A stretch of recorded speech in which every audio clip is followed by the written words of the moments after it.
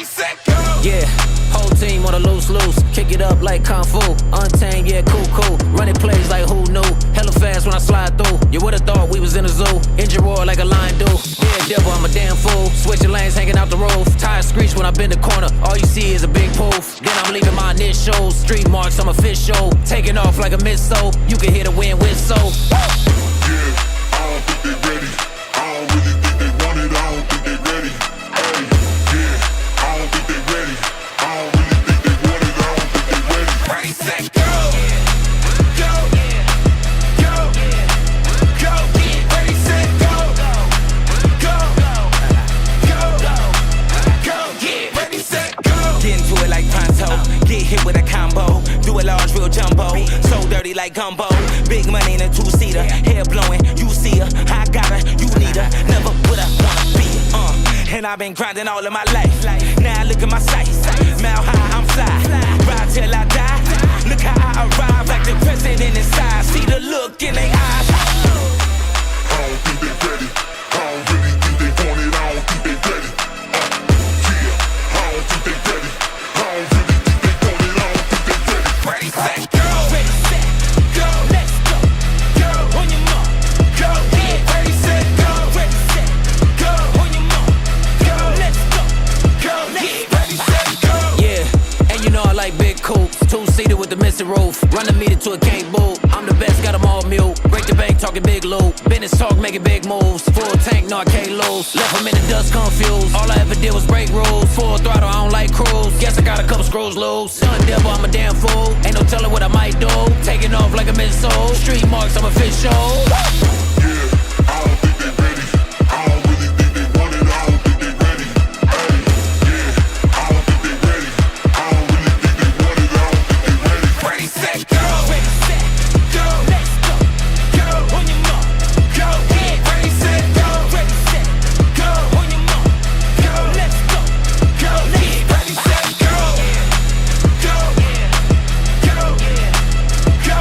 Ready, set, go. Go. Go. Go. Yeah, ready, set, go.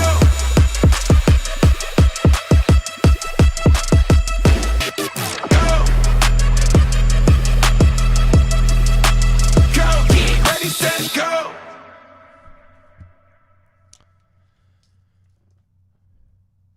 All right. Welcome, ladies and gentlemen, to the Ward Radio live stream. I am your host, Cardin Ellis, and today I am joined via Zoom by two fine gentlemen. None other than our boy, gosh, you know what? Now that I know you personally and other people don't know you personally, I have to actually introduce you by your channel names now. You know what I'm saying? So we got Salty, we got Salty Saints. And we got first timer in the Ward Radio Wigwam. We've got the Iron Rodcast. Yes, raising the roof. And we're going to be talking about a slightly controversial topic here. I guess that's what we do, touching a third rail here. Suggested to us by none other than Hayden Holm himself, okay? He suggested we speak about the cost of nightmare companions and whether or not we should raise the bar. I got to tell you, I bristle at the term raise the bar because I was there the first time they did it, you know, and experience. I was surprised Hayden brought it up. Because you just ranted about it the other day. Dude, yeah.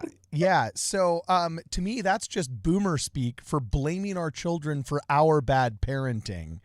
But if, you know, that's just one man's opinion, and I don't want to offend people this early into the live stream. Okay. It's too late for that. Yeah. This train has left the station. I wore specifically my Ward Radio Stripling Boomer shirts just to compensate. So in case I say some generational specific words here, that everybody will know I love the Stripling Boomers. And if this doesn't apply to you, then it doesn't apply to you. And you can just, you know, throw your friends under the bus. No, I'm just kidding. You know who you are. That's you know right. Who you are. So anyway, Hayden, I've spoken too much. Yeah. Tell us what's on your mind. All right. Yeah. Is this a therapy session? What the heck? Hayden, Yeah, well, tell us I what's am on your certified. mind, dude. So, oh yeah, I forgot. You are certified. That's right. I am the expert on this. So I will speak because I have the talking stick now. I got my Dr. Marvin little puppet. Anna.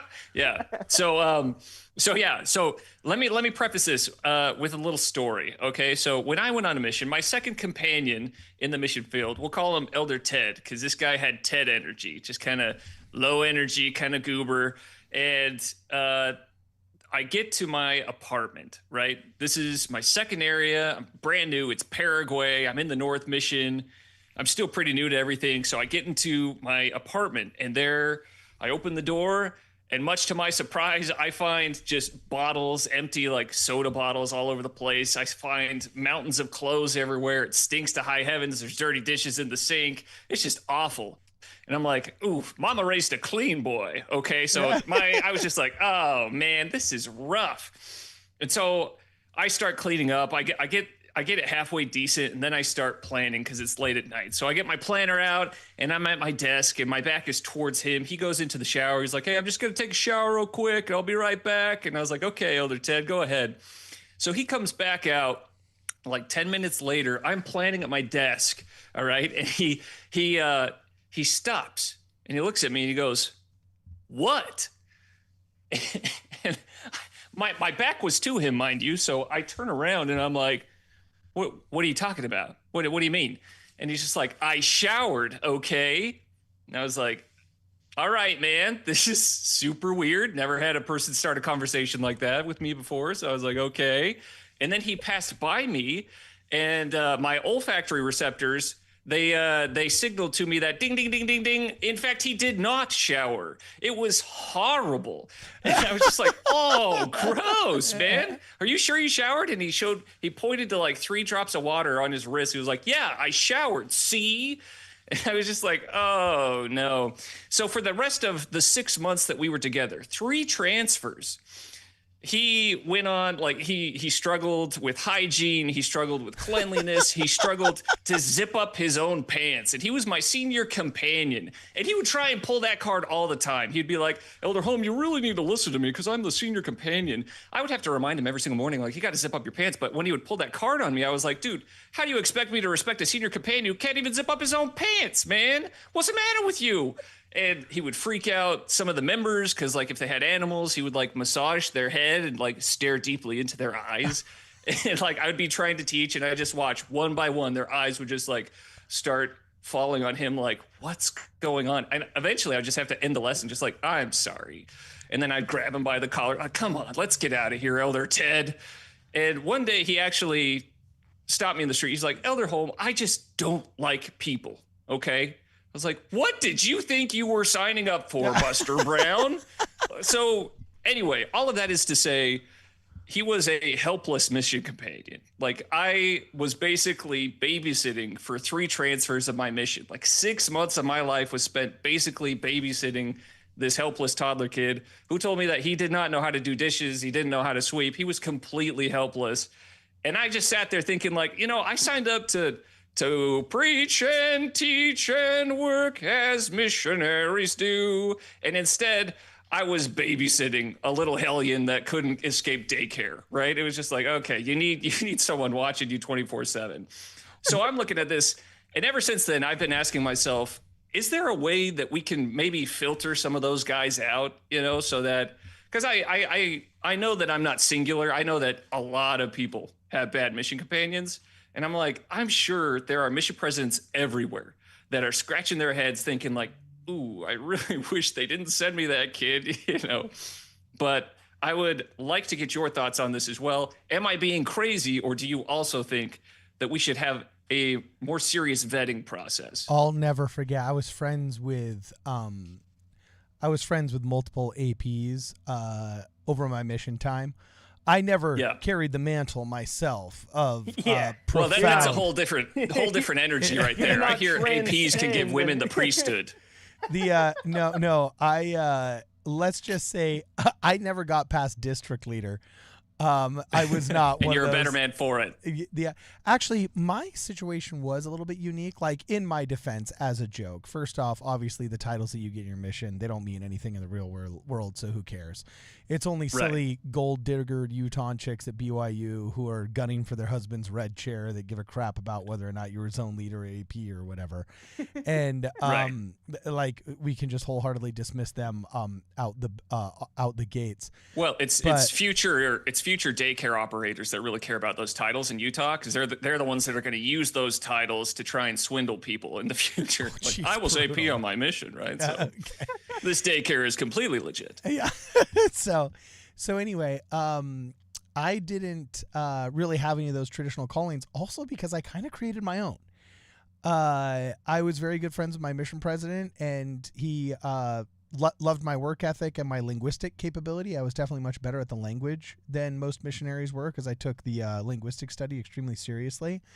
And I had a frustration being an urban missionary. He oftentimes put me in the downtown urban places, and then instead of me being in an area for a while and the other companion going, I would outlast other missionaries that hated being in the downtown area, because it was dangerous. It was urban. It's dangerous plus a foreign language. You know, like they didn't.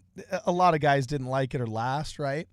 Also, he was just plain old afraid that some of the kids that didn't really have the street smarts of knowing, like, what some of the things that were going on were.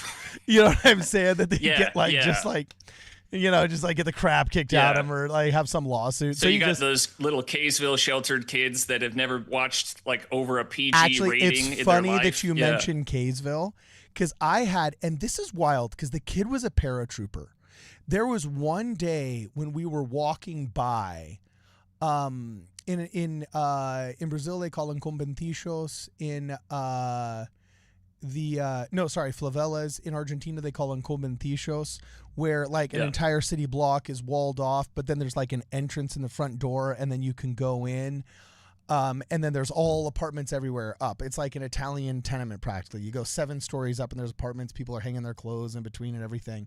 And in some of the bad neighborhoods, they're super dangerous. Like, cops would stop us before we'd go into some of these notorious conventillos.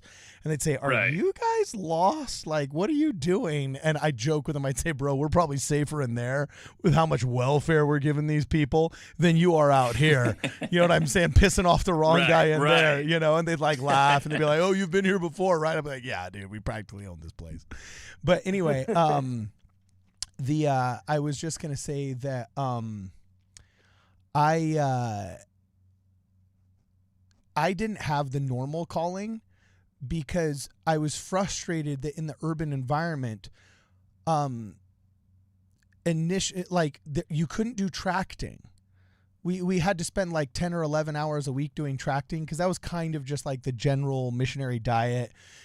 Go on referrals here, go visit inactives this percentage of your time, do service that percentage of your time, and whatever 20% of the time we were supposed to do trying to gain new contacts.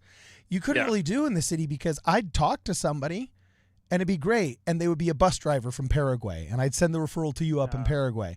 Or I'd talk to somebody in the city park, or else I'd meet somebody, an American tourist, right in front of La Casa Rosada, and they'd be like, oh my gosh, I used to listen to the missionaries when I was in Detroit. And I could send referrals out all day long, but never actually meet the people that lived in Buenos Aires, because they're either below ground in the subways and, you know, in the transportation, or they're above ground in apartment 13C, and I can't get there because they've got the portero electrico, right?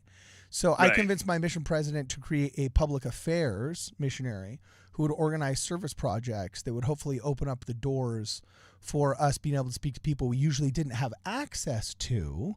And he thought it was a great idea, gave me that job for 6 months. And instead of being the assistant to the president, I was the public affairs missionary. Which was kind of wild, because if I said we had to do a service project, like, the whole mission had to go. It's kind of crazy. Wow. You know what I'm saying? That's a lot of power. It was kind of weird. Like, I didn't want to screw it up, though, because I was like, I don't want to mess somebody's, you know. So I'd try and we painted a lot of, what we ended up doing a lot was, in Argentina, they have problems keeping hospitals painted. So we get the church to donate paint, and then I'd get 20 elders to show up, and we paint the wing of some hospital. That was something that was very successful. And doctors would come up and they'd be like, dude, when I was in college, I took all 12 discussions. I was going to get baptized, but then I moved to grad school here in Buenos Aires. Can you guys come back and visit us? And it's like, holy crap. Like, these were referrals you'd never dream of getting elsewhere. So anyway, I think I had a similar thing. I told my mission president, I said, hey, weren't you inactive for a while, Roy? What? Weren't you inactive for a while? What in the shots fired? It's kind of strange. Well, because I was going to say, because just like your opinions don't really matter anymore. Look at that. Story behind that, bro. I was spiritually inactive. I told my mission president, I said, hey, Prez, we need more priesthood holders. Let's just take the most attractive sister missionaries and put them in a district. And just kidding. I did not do that. But I could see that. I could see you doing that. Well, the church did. The church did in Temple Square already. They beat you to that punch, bro. Yeah, dude, Temple Square baptizes like crazy. Apparently, that's what they say. I think they're lying. But that's what they say. They're like, we baptize some. Same with the Provo missionaries, like, highest baptizing mission in the world. I'm like, based off what stats, bro? Get in my backyard, dude. Guatemala, we're dunking people. Come on, son. Yeah. Right. So is there somebody who approves who can be a sister missionary in Salt Lake, like in the Temple Square mission? Like, do you have to meet certain physical beauty standards? Like, what was it? Like American Eagle back in the early 2000s, or what was it? Like if you got a good pioneer stock woman that's over there and she's hardy and they're like, ooh, let's get you in a walking mission. Let's get you out and maybe in pace. That's more your style. That's so crazy. A walking mission. Your ancestors went 4,000 miles. We're gonna stick you in an area with no bikes. You know, I think we need to just raise the elders age to freaking 20, bro. We can the wheat and the tares, we'll get them out. You know what I'm saying? The wheat, the tares won't make it. Just kidding. Maybe 19 though. You know, I don't know. I think some people might go on a mission a little too early. I don't like, they're not ready to actually live alone in a house with another person and clean up and take care of things. I know it was kind of tough for me to adapt to that. I was gonna say, Hayden, you're freaking talking about this guy. I was like, dang, that's exactly what I was like as a missionary. Is that right? You were that guy with all the bottles on your floor? Dude, I collected Coca-Cola bottles in Guatemala, bro. You kidding me? Oh man.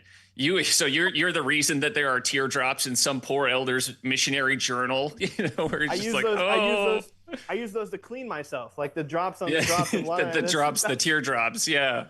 While he's singing, "You're the reason for the teardrops on my tie," or something like that. You know, some Taylor Swift random some song. Taylor Swift teardrops, bro. Yeah. Dude, no. Yeah. So I served in Guatemala, and we had. I mean, if anyone has ever been to Guatemala or knows anything about the church in Guatemala, it is the promised land. It's the chosen land. Everybody wants to get baptized. It's just like, if you get out you went all Trump on me there for a second. It's the promised land. It's the greatest. The promised land. We got Maduro. There's nothing better than Guatemala. We got Maduro. but we used to. So like one time in my first area, I remember my trainer, who turned out to be a dope dude, but we just didn't get along at the beginning.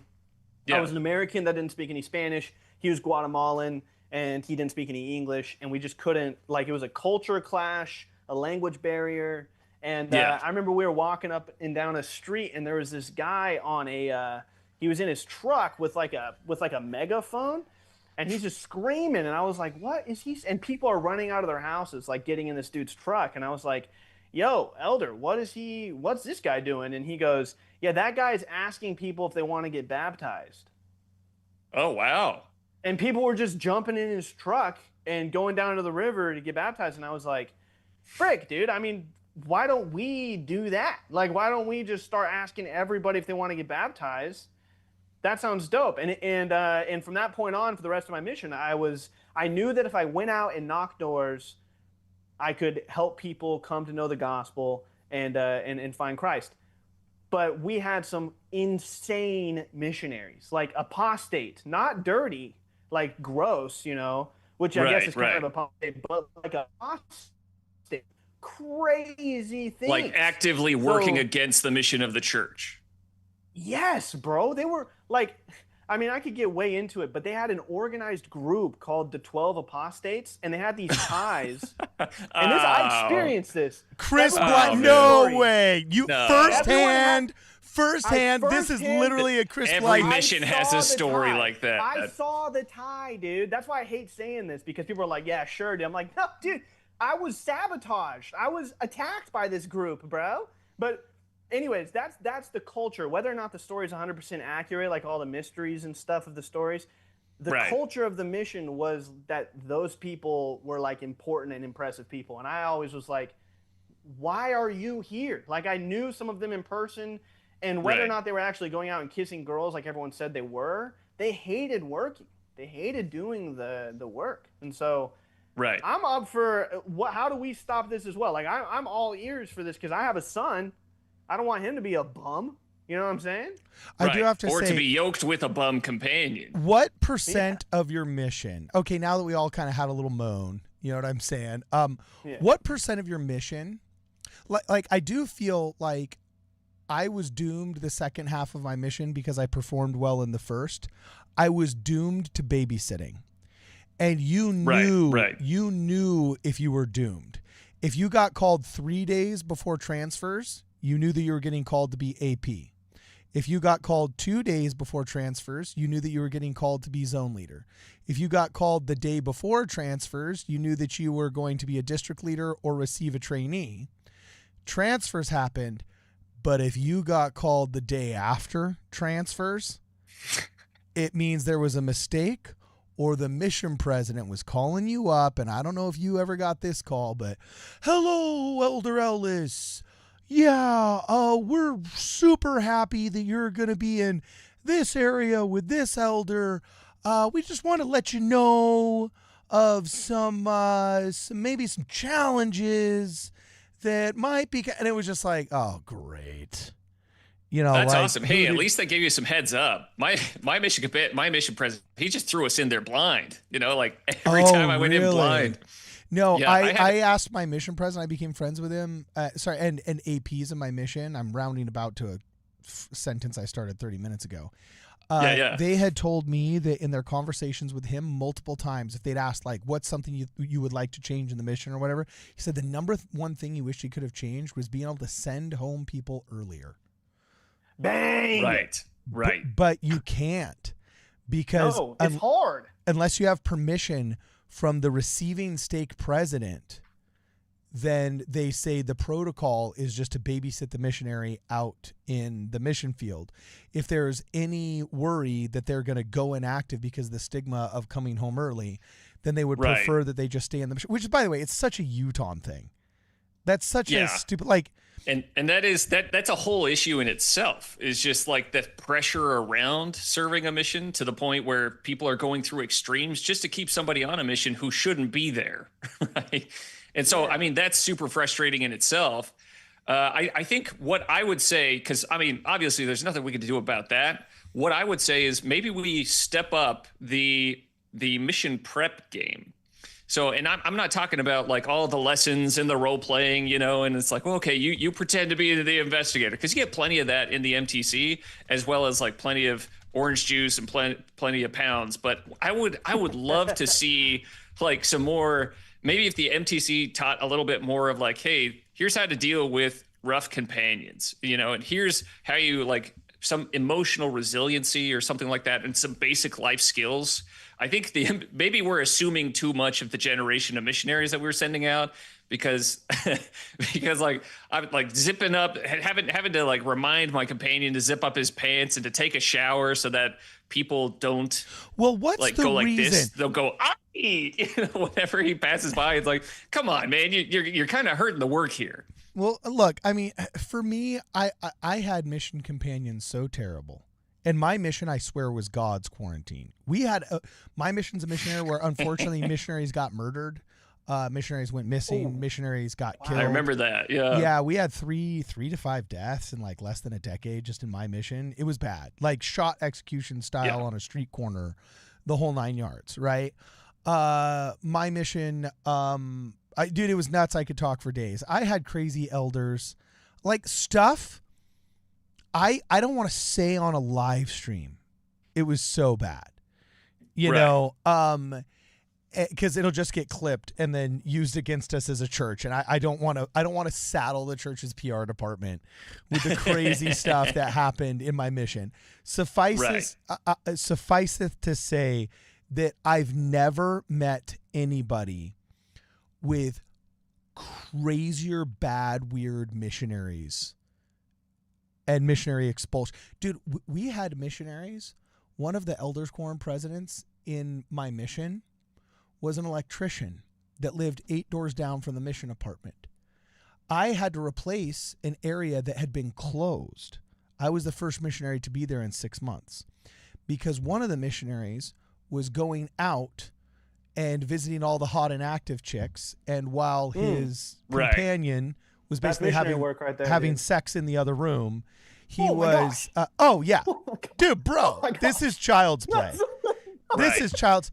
I had a companion that was sneaking out at night because we baptized his girlfriend from Neuquén, and he was having sex with her while it was actually, we were in a foursome in that apartment, and it was a companion of the other companionship. So it was an apartment mate.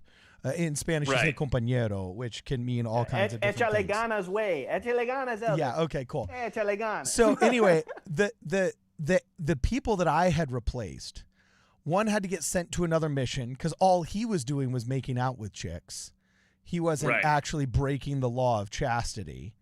So he gets And did sent they have like a home. 3-strike policy on that or something like that? I wasn't privy to any kind of formalities, but I just know that it was like pulling teeth to get him to go. And finally, this one actually broke the law of chastity, so they could just send him home because it was for sin. I remember getting a letter from one of the guys in my home stake that's like, "Why did this guy just get sent to our mission from your mission?" You know, and I was like, I don't know if I want to answer that part of the letter because I don't want to saddle that guy with. Hopefully, he'll repent Right. and improve, right? So But if I could. Oh, sorry. I was just gonna say that when I showed up in a new area, dude, they had to close the area for like 6 months because the ward was so pissed at the missionaries. And when I showed up, it was a cold war. They hated missionaries. They wanted nothing to do with me. And now I realize, oh, freaking my mission president threw me in there hoping that I'd breathe life into literally a combative ward that hated missionaries. And Right. the reason why was the companionship I replaced. They'd been put together because one was half Argentine and half American, and then the other one struggled with language, so they thought the Argentine would teach the new guy the language, and they were both musicians. So the mission president thought, oh, I'll give these guys something that's in common. Do you know what they did? They got a job at the local jazz club. They literally got a job. They would sleep in all day long. They just sleep in. Based. And then Yeah. they wake up at like 3 or 4. They go out, get free almuerzo from some member. Then they come home, grab their trombone and grab their French horn, okay? Because they both had one of those. Maybe one was guitar, one was trombone. I remember one played something brass, okay? Probably the trombone. You don't find many French horns in a jazz band. Sure, whatever it was. They'd go maybe visit a couple members, maybe collect some cookies. They would go get lunch and dinner at different people's houses. And then they'd come home at 8, practice up, and go and be like by 9 o'clock. They're at like this jazz club playing until 2 or 3 in the morning, getting paid in Argentine pesos by the local jazz club. And it's not like they were doing it in Pross attire, okay? You know? Right. So like, So it makes you scratch your head a little bit. You're like, wait a second, what did you think it was? Like, what did you think you were signing up for here? Which makes you realize, like, we have failed them. Like, their parents, someone has failed this person in their mission preparation. I had a mission companion attack the mission president with a knife. Oh wow! Whoa. Did the mission president make it out? Does the story end with him dying? He was huge. Yeah. They did stories about him in conference. He was head of the FBI in Utah. The guy was massive. Oh, okay. Barrel-chested, Yeah. nearly 300 pounds, 6'6". Like, he was a massive guy. Wasn't really that big of an Yeah, issue. so he just broke the wrist and walked away. But Yeah, one did he step Mr. Miyagi away. him? He said Mr. Miyagi "basta," which from a 6'6", 300-pound guy is a little bit different. But it's like, Yeah. I had such knucking futs mission stories of just sheer insanity. I came back from my mission. I can't stand missionaries. I think like 90% of them are duds. And I had circled in Doctrine and Covenants where it says, you are not called to learn, you are called to serve, you know? And I know it's just my mission because I had some roommates who were like super spiritual, like they were APs. All of my roommates afterwards at BYU were APs. And I remember talking with them and like they said like, oh, well, we had some elders that really struggle with some issues. I was like, oh yeah.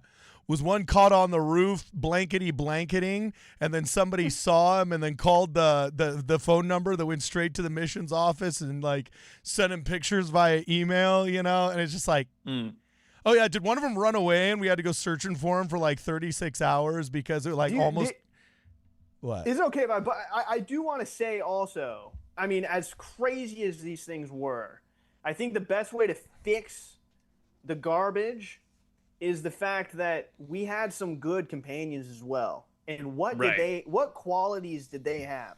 And something that I recognized that was a pattern, which after Cardin's story, it probably isn't the best pattern. But something I recognized that was a pattern is those elders that could play multiple instruments were usually, unlike freaking Cardin's Jazz Club over there, usually they were extremely disciplined elders.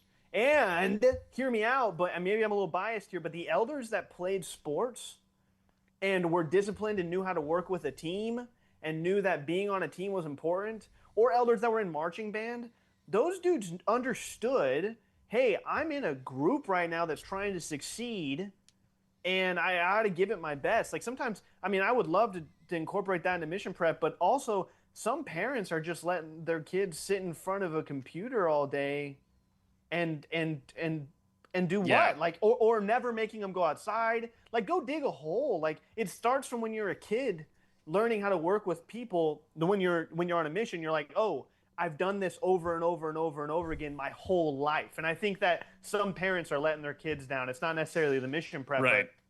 What percentage of your mission? You have to get kids doing stuff that they don't want to do. You have to put them in uncomfortable situations, and they kind of have to like. That's why I'm grateful that my parents made me work fast food, right? Because I learned how to work on a team, how to support a brand, and deal with belligerent people, belligerent, ornery people that were super hungry. And usually it was kind of the dregs of society because it was in Layton. It was a restaurant in Layton. So, but I come from Kaysville, so that's the joke there. You know, it's I get Layton. Anyway, but I think the thing is, like, I think we could probably, as parents, the main takeaway here is we should be intentionally preparing our children physically, spiritually, and mentally and emotionally for the hard times that they're going to experience on a mission. Like when I remember when I first got on a mission, it was somebody in the MTC, so it was like either a senior sister missionary or it was one of the employees there. They told me that the best kept secret of the church is how hard a mission is. And I was just like, maybe we should start letting that secret out a little bit. I don't know. I think we should start cluing some people in on that secret, especially the rising generation. Because when I got back, that's when I started hearing about because they lowered the age when I was out on my mission. Then I get back and I start hearing about this big rash of missionaries just going home for anxiety and depression. I'm just like, oof, I think that we have been expecting the mission to do too much for these missionaries. And so I had a helpless mission companion, a nightmare mission companion. It was really rough. I was babysitting the whole time. And I think their parents thought like, oh, I'll just get him out there. The mission will take care of the rest of that. You know, I'm like, dude, I think we should probably that reverse needs that. To stop. This whole like, oh, they'll get a testimony out in the mission field. Like every bishop in Utah, Idaho, and Arizona just thinks if the parents, like all the parents think that they don't have to parent their children because they're taking them to church and that the church is going to parent them for them. And then all of the teachers at church are thinking, oh, I don't really have to teach them a testimony. I just have to babysit them because they'll get their testimony out in the mission. So when these people just end up being duds showing up in your mission, you can get nothing done. Really quick question. I see Jonah finally jumped into the chat here. We'd like to welcome Jonah, the ward clerk, to ward council. Jay? Yo, bros, in the know. Yeah. So riddle me this. What percentage, and this would be a simple numerical answer, what percentage of your mission do you feel you spent babysitting? Mine? Sure. Well, everybody's. You go first. Yeah. There's one companionship was absolutely a babysit. It wasn't like a babysit. It was more like we have a rabid dog on a leash and we need someone to hold the leash. It was like there's a live grenade thrown Here's into an a open daycare hand. center, and we need someone to dive on the grenade.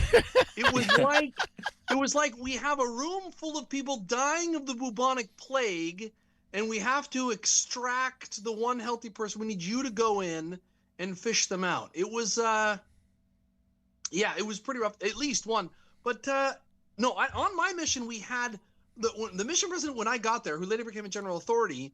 He was not afraid to emergency transfer guys home. All right. He'd be like, you shape up, you're out of here. And one of my companions was ET'd home while I was comps with him. Look at that. The mission president called up. He said, "Pack your bags, get out of my mission," and shipped him home. God bless that mission president for doing it. Now, after halfway through my mission, I got a new mission president. And he said, great guy. He said when he got there, he said, the metric of my success is how many of my missionaries end up getting sealed in the temple. Not how many baptisms I get or how I build the vineyard out here, but my missionaries is now the focus, the locus of my success, of what my legacy is going to be as a mission president. He got that training. That's a very different message than my original mission president, who was like, baptize or get the heck out of here. Okay, well, hold on. Right. I got a question about that. See, I view that as the most annoying and wildly destructive part of the mission president, and missionary culture. Is like what part are you talking about? I understand that oftentimes the greatest convert is the missionary themselves, and that a mission teaches you have to do hard things, and that las cifras en sí carecen de valor, or in other words, that I think I just ordered that last night. Okay. Yeah. No, it's you. The translation would be that that statistics themselves don't have inherent value. So it's not like 5 baptisms is better than 3 or whatever. We're talking about children of God here. I get all of that, okay, but I'm troubled when I hear that there's a mission president sent out that thinks his metric of success is how many people get married in the temple afterwards. What are we on the mission for? Right. Yeah, well, I'm because on that the boat. average elder, the metric of success are like your little daily planner. You got that 7 for 7 little metrics down there. Their metrics are very much to me different that from smacks of so badly that I'm so incapable of the primary job and so incapable. We've been so just overrun by therapeutic deism and this niceness culture, LDS feelings barn, that it would be anathema to say that I actually care about my elders doing a decent job sharing the gospel and being effective teachers of the basic doctrines of our faith. So much so that I'm going to replace the whole reason we're here with this garbage statistic afterwards that is just another punt. It's just another punt of responsibility. Well, Yes. and yes. I think my that goal that as is a more. missionary- Yeah, go My ahead, goal Roy. as a missionary was to invite others to come unto Christ after my mission.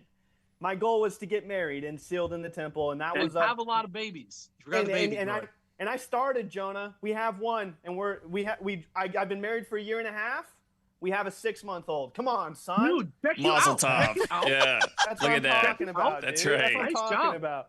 But I was fed up as well. When I was a missionary, I'd open up Acts, and I would read the apostles just going and teaching the word, and I was like, that is what I'm supposed to do. And I had elders that were extremely lazy that would come to me and go, "Hey, elder, I'm learning the gospel. My testimony's growing." And I was like, that's not what you're here to do, elder. Another thing that drives I forgot the part where that's my problem. Yeah. Well, another thing that drives me up a wall, and I hope someone clip me for this, dude, because I hate when people say, oh, I didn't serve a mission, but I'm still a good person and I still have a relationship with God. That is not why you serve a mission. If you're going to go on a mission because you're like, I need to get a relationship with God, you should have that first. You should have a relationship with God. You should be a good person, and you're going out to gather Israel, dude. It's the most important work happening on the face of the earth. And you're sitting in your apartment being like, I'm learning about Jesus. Boy, get on the street. Bring your Bible with you. Like, amen. Right. Hey, Jonah, And what's I'll the somebody in the scripture? comments- Jonah, what's the scripture? I had it highlighted in Doctrine and Covenants, because what you're saying, Roy, is what I felt. Like, I'll never forget the day that I was reading in Doctrine and Covenants. And what's the scripture, Jonah, where it says, the elders of the church are called to preach and not to learn. Just like Roy, when guys would come and say like, oh, I just got a testimony of the Book of Mormon. What the hell are you doing here? Like, seriously, like, respectively. Yeah. You were supposed to have already had that years before saying, did you lie? Oh, it's DNC 43? DNC 43, they're sent forth not to be taught, but to teach, or something like that. Bang. Okay, so I'm looking this up really fast. This is a seminary problem. Okay. Dude, and it's a parent problem. Look, I think it's a parent problem. Somebody in the comments is saying, Jonah, tell us how you really feel. Don't sugarcoat things. Okay, I won't sugarcoat things. Parents, stop sending your failures to launch into the mission field and offloading your bad parenting onto mission presidents. And Stop companions. Knock it off. And bishops, stop approving them to go serve missions if they can't look you in the eye and give you a solid handshake. Stake presidents, knock it off. Knock it off. Don't send them. Tell the parents, say, no, your son is not ready to go. He's never lived outside the home or never had a job in his life. Oh, but he played on the baseball team. No, that's not a job. No, go give him a job flipping burgers with a boss that hates him for a year first, and then send him on a mission. Well, if I do that, he'll go inactive. Then I don't want him out there representing Jesus Christ in the mission field. Stop offloading your bad parenting onto the rest of the church. It hurts the kingdom. You're part of the problem. Can I also say, wow. I love that. No, I am writing that note down. If you listen close enough, you can hear some bridges burning in the background. Look at that. Can I also say, when you are a missionary, if anyone is watching this and you're preparing to go on a mission, or your kids are prepping to go on a mission, if they are not in the streets of wherever they're at teaching the gospel, they will not have apostolic spiritual experiences. Missionary, why did I love it? Because I had experiences that I cannot deny were God.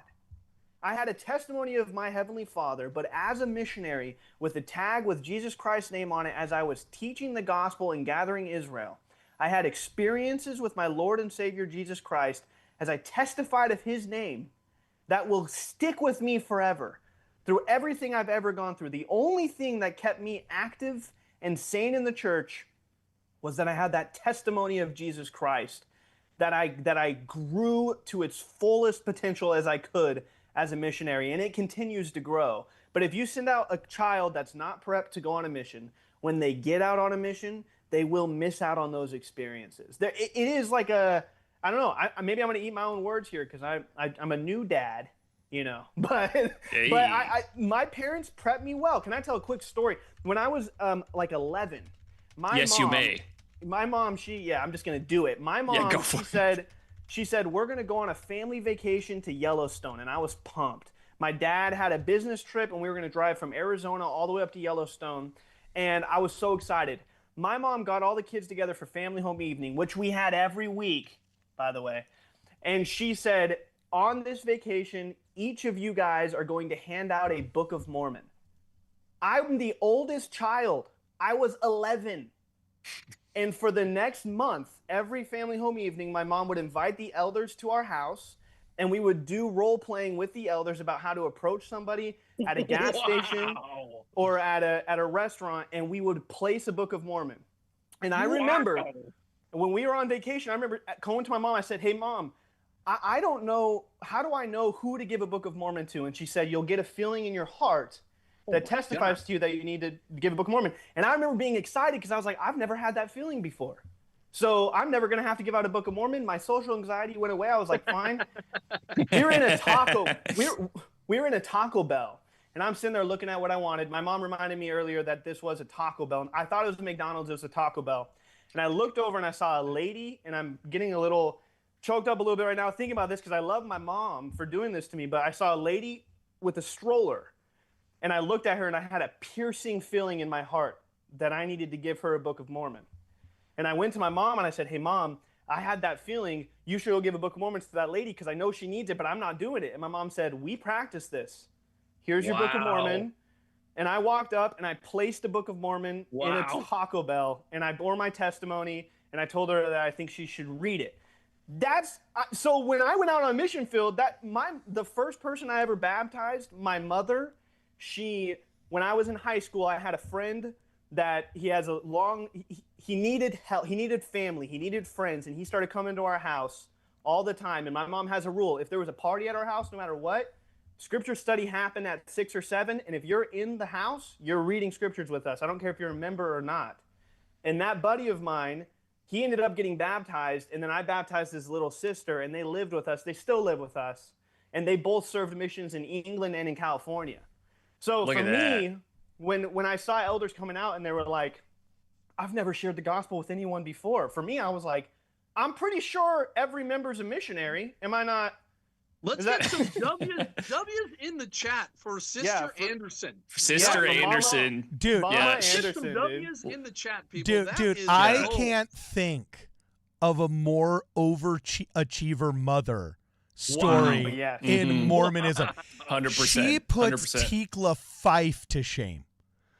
Okay, what having your kids. That's crazy. Having your kids, bro. Dude, I don't think Jean B. Bingham can say that she look at that forced guests of her. No, Emily Bell Freeman can't say my kid was forced to place a Book of Mormon in a Taco Bell. Well, and I didn't even take the burden off of his hands. I said, we've practiced this. We've practiced this, boy. Get over that.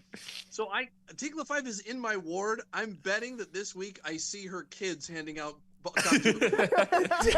Let's go. Can I say one more thing? Challenge Roy's throwing down. Yeah. That's Can I right. say one more thing about my mom real quick? I know I'm ranting, but I love talking about my mom and missionary work because when I was in high school, the elders were always at my house.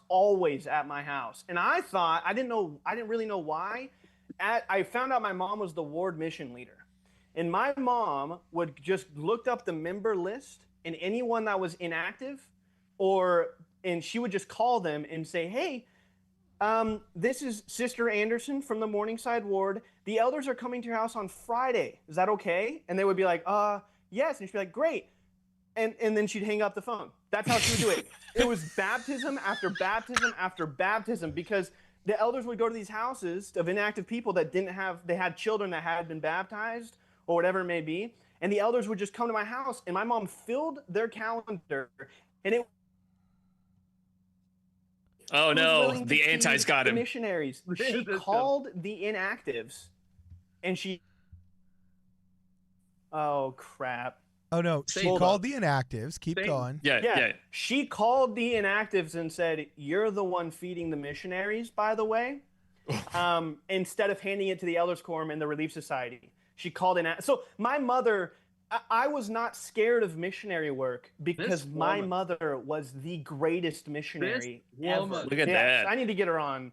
Talk about it. Dude, she's still alive, right? You said was. She's still with us, right? Yes. Well, it is. She is. My mother is. Sorry. Okay, I am sending her a gift card to Olive Garden or Applebee's or whatever her favorite restaurant Taco is. Bell. To Taco Bell. I'm sending her a Taco Bell gift card and whatever she wants from my merch store. She gets a War in Heaven veteran hat if she wants one.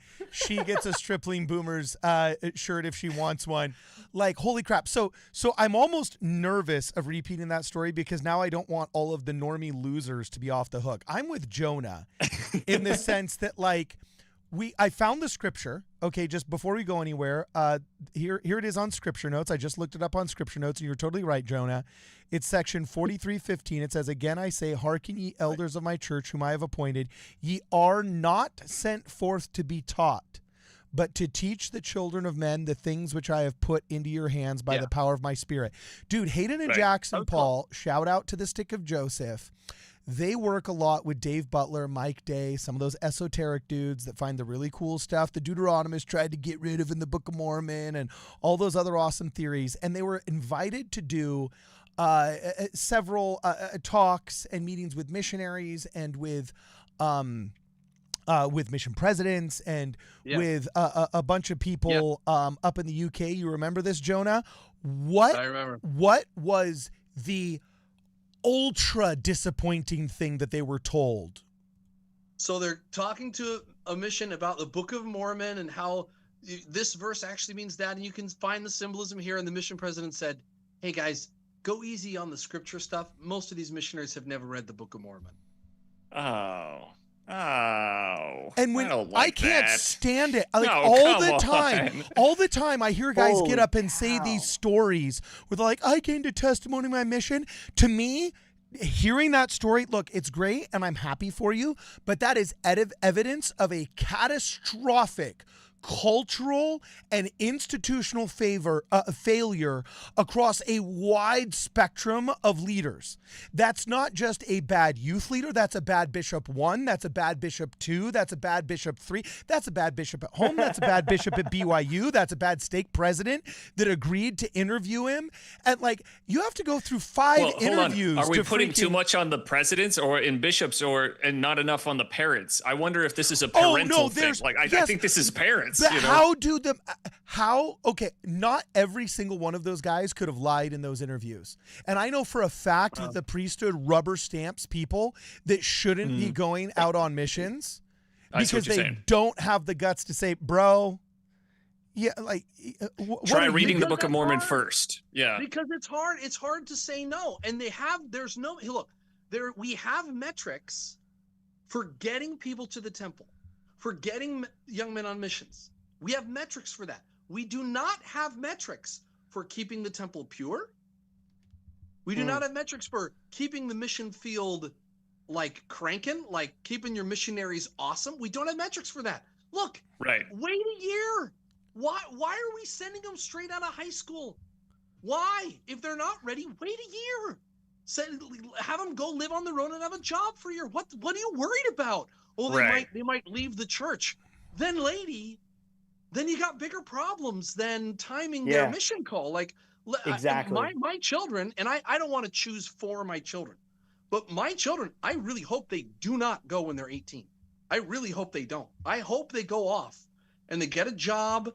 Heck, the best missionaries in my mission were guys who graduated high school, screwed up, repented, and then went when they were 20, 21, 22. The best comp I ever had. Major respect for those guys. Yeah. He was like 21 when he went on his mission, 22 or something. Awesome missionary. So what are you worried about? What's the rush? Send him to college for a year, get a job for a year. What's the rush? It's only going to make our mission better. Well, and also, it's so stupid, those stats. This is such a dumb, I call them the Tony Robbins generation. This is why. Raise your hand to say aye. Yeah. This is why McNamara was such a disaster in Vietnam, was because they tried to make a stat out of everything. Like, what percentage of this Vietnamese camp is pacified? Well, we've found studies show that if 70% of the Vietnamese people in a community work for the U.S. Embassy, then they will be pacified and pro-American. So we're going to give a bunch of jobs to, the Viet Cong who love to take the money and then put hand grenades underneath the Jeeps of the people they wanted to kill 300 yards out there, but now they can do it 300 inches in here. That's the dumbest thing, thinking that, if they just go on missions. No, it's not just popping up in a foreign country with a little name tag on where you're suddenly endowed with this awesome test. No, it's from the hard work, which can't be replicated. Like if there's one thing that I've learned from recent events is that, like, for crying out loud, documents are not hard to fill out, right? If there's anything I learned from these Somali daycares is that documents are not hard to fill out. You know, it's not hard to pass some, you know, standards and some little tax standards and whatever. It's like, that's super easy. And they just proved that. Why do you Right? think all of ex-Mormonism is staffed by returned missionaries right now? Why do you think all of anti-Mormonism, who's it staffed by? Return missionaries. And you want to know what? I think somebody should call up whoever said John DeLynn could go on his mission and say, what the hell were you thinking? They should call up Alyssa Grenfell. They should call up Girls Camp Podcast. They should call up the Bishop of Bill Reel, RFM, all these. Look, I get that faith is a spectrum and you can lose your faith at different points in your life, but the deluge of ex-Mormon anti-Mormonism that happened between 1995 and 2015 can be absolutely laid at the feet of this wealthy generation of crappy parents, crappy bishops, cultural stake presidents, and bogus, garbage, wholesale, failed leadership that just let entire droves of Western Americans go out thinking, oh, he'll get, it's fine that his parents sucked and that I sucked and my stake president was a bum, you know, and nobody wanted to offend sister and brother Allred, so we're going to send out Timmy Allred just to waste half of the mission, just to waste his companion's time, do nothing, and then just prop him up to be another dude on ex-Mormon subreddit saying, I did everything right. I served my mission. I was a X. I was a Y. Now, guys, I know that don't people in the sugarcoat comments are getting very upset, and there's people trying to clip because Cardin has said some really tough things. But remember, Ward Radio, not all of us endorse his negative views on the war in Vietnam.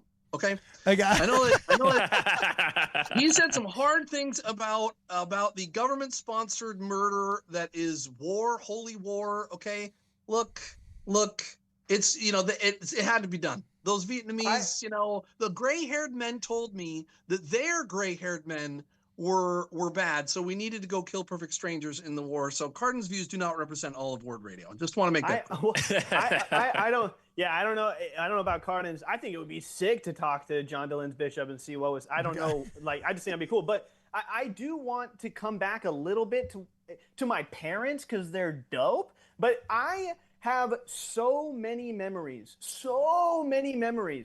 of my parents closing the door to their bedroom and being able to hear them read their scriptures and saying their prayers together because they needed time to study the gospel. And I remember them saying, hey, we're going to go read our scriptures. We're going to close the door. We had family home evening all the time. My mom made sure I was 30 minutes early for church every Sunday. And when I asked her why, she said, because you have priesthood responsibilities when I was a deacon. Like, I remember that was her answer. She was like, you ought to prepare the sacrament and get in the right headspace. So I would love to call. I have huge shoes to fill because of the way my parents did things. And I think a lot of parents every time I hear this in sacrament meeting, they're like, we're supposed to do scripture study every day. And we're supposed to also do family home evening, and we're supposed to do this, and I'm supposed to hold up a job. Not all of us can do it. Well, then freaking tighten up your boots, baby. All of us can do it. Yeah. Like, we got to do it. It's not time to lock in. And can I recommend, I'm not a great parent or whatever, but we try to give our kids a lot of vitamin N. Vitamin N is we have a dearth of vitamin N, okay? Vitamin No is what that is. There we go. Okay, I can't do scripture study. I've got to play this video game, or I want to do this. No, tough beans. Sit down. Like, they need that, guys. They need it so bad. They're not going to hate you. Look. Some parents and some bishop out there, well-meaning, sent Alyssa Grenfell on a mission. That chick had like severe mental disturbance in her brain. I don't know Alyssa then. I just like to say that. Like, she wrote a biography. She's like, yeah, so I've been cutting myself my entire life, even after I have a full-time job and I'm married with kids. Like, I still just like cut myself all the time. And I went on a mission and I was seeing a psychiatrist for years. And then anyway, so I went on a mission. I'm like, who the heck? Sounds like someone who should be influencing millions of people. Well, any one of these, I would be fine with going undetected. because look, mental health is tragic and can happen to anybody, anytime. Oftentimes it happens post-mission, because our brains are constantly growing until we're 25. So somebody might serve between 19, 21, may not develop mental health issues until 23 or 24. I'm not going to lay at the feet of like a legitimate biophysical mental health problem issues. I'm just taking a step back and looking at 66% of millennials are inactive. And I get some of that's bogus stats because there's a lot of people that were born and blessed in the church but never really stepped foot in the church after that because, dad had a zealous conversion story for like 6 months, blessed his kids and the family, but then like they never went back or they moved and went inactive elsewhere. So I get that that's an inflated stat just because, when we finally digitized our records and the world all got on a centralized system, we actually knew how many of us there were and could keep track of statistics better. So that 66, I don't freak out too much about, but you cannot step back, separating the forest from the trees, and look at the past 50 years of Mormonism and not see a deluge of returned missionaries who should never have served, occupying the highest ranks of anti-Mormonism and now using their, quote, experience in the church as a weapon against us. I see what you're saying. Hey, guys. Oh, yeah, go ahead. I'm sorry. I don't want to interrupt too bad. This is happening live. So I'm watching a stream right now. It appears that there could be an active shooter in a chapel in downtown Salt Lake right now.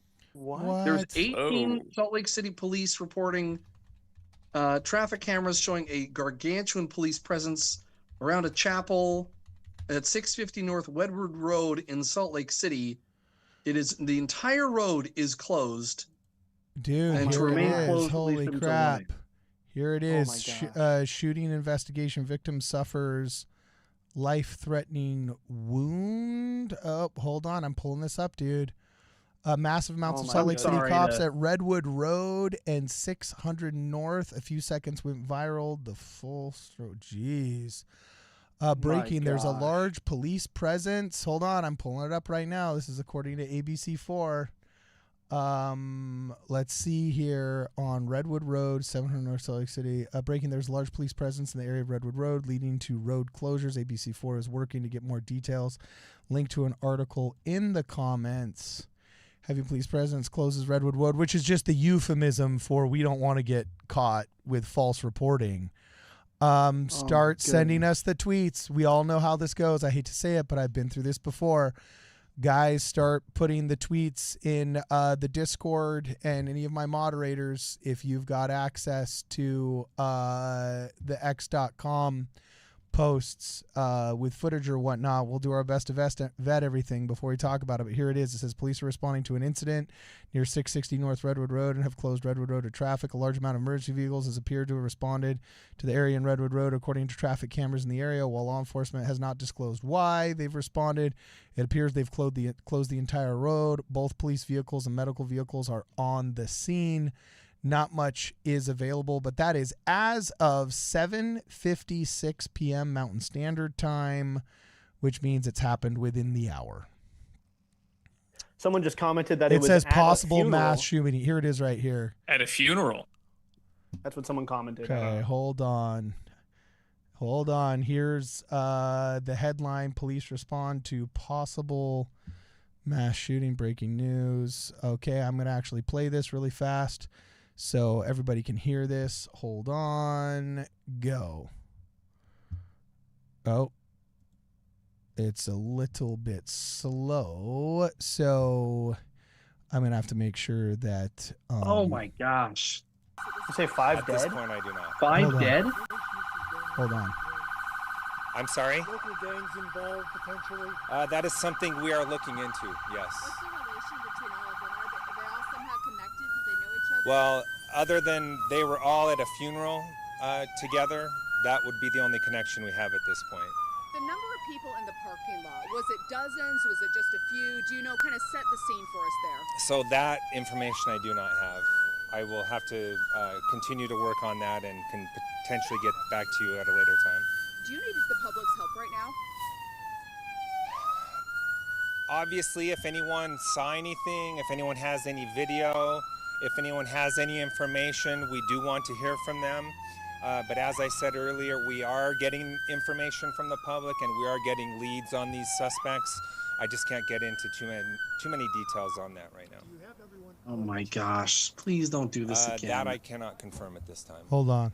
As far as the crime scene goes, did it all just happen right there in that parking lot, and were the shots fired from a car? So the crime scene is contained to the parking lot, yes, but we do have the perimeter extended out beyond that. Can you describe the scene over there? Because some neighbors say they're still not able to get into their apartments. Is that still true? Well, as you can see behind me, there's still a large presence here, and a lot of this area is still closed down at this time. So it says active manhunt underway after shooting. It looks like this went down in a parking lot.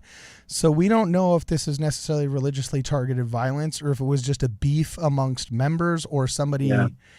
It doesn't seem to be having the same menacing tones as Grand Blanc, Michigan, but I mean, it's a mass shooting at another church. Like, what the heck? That's terrible.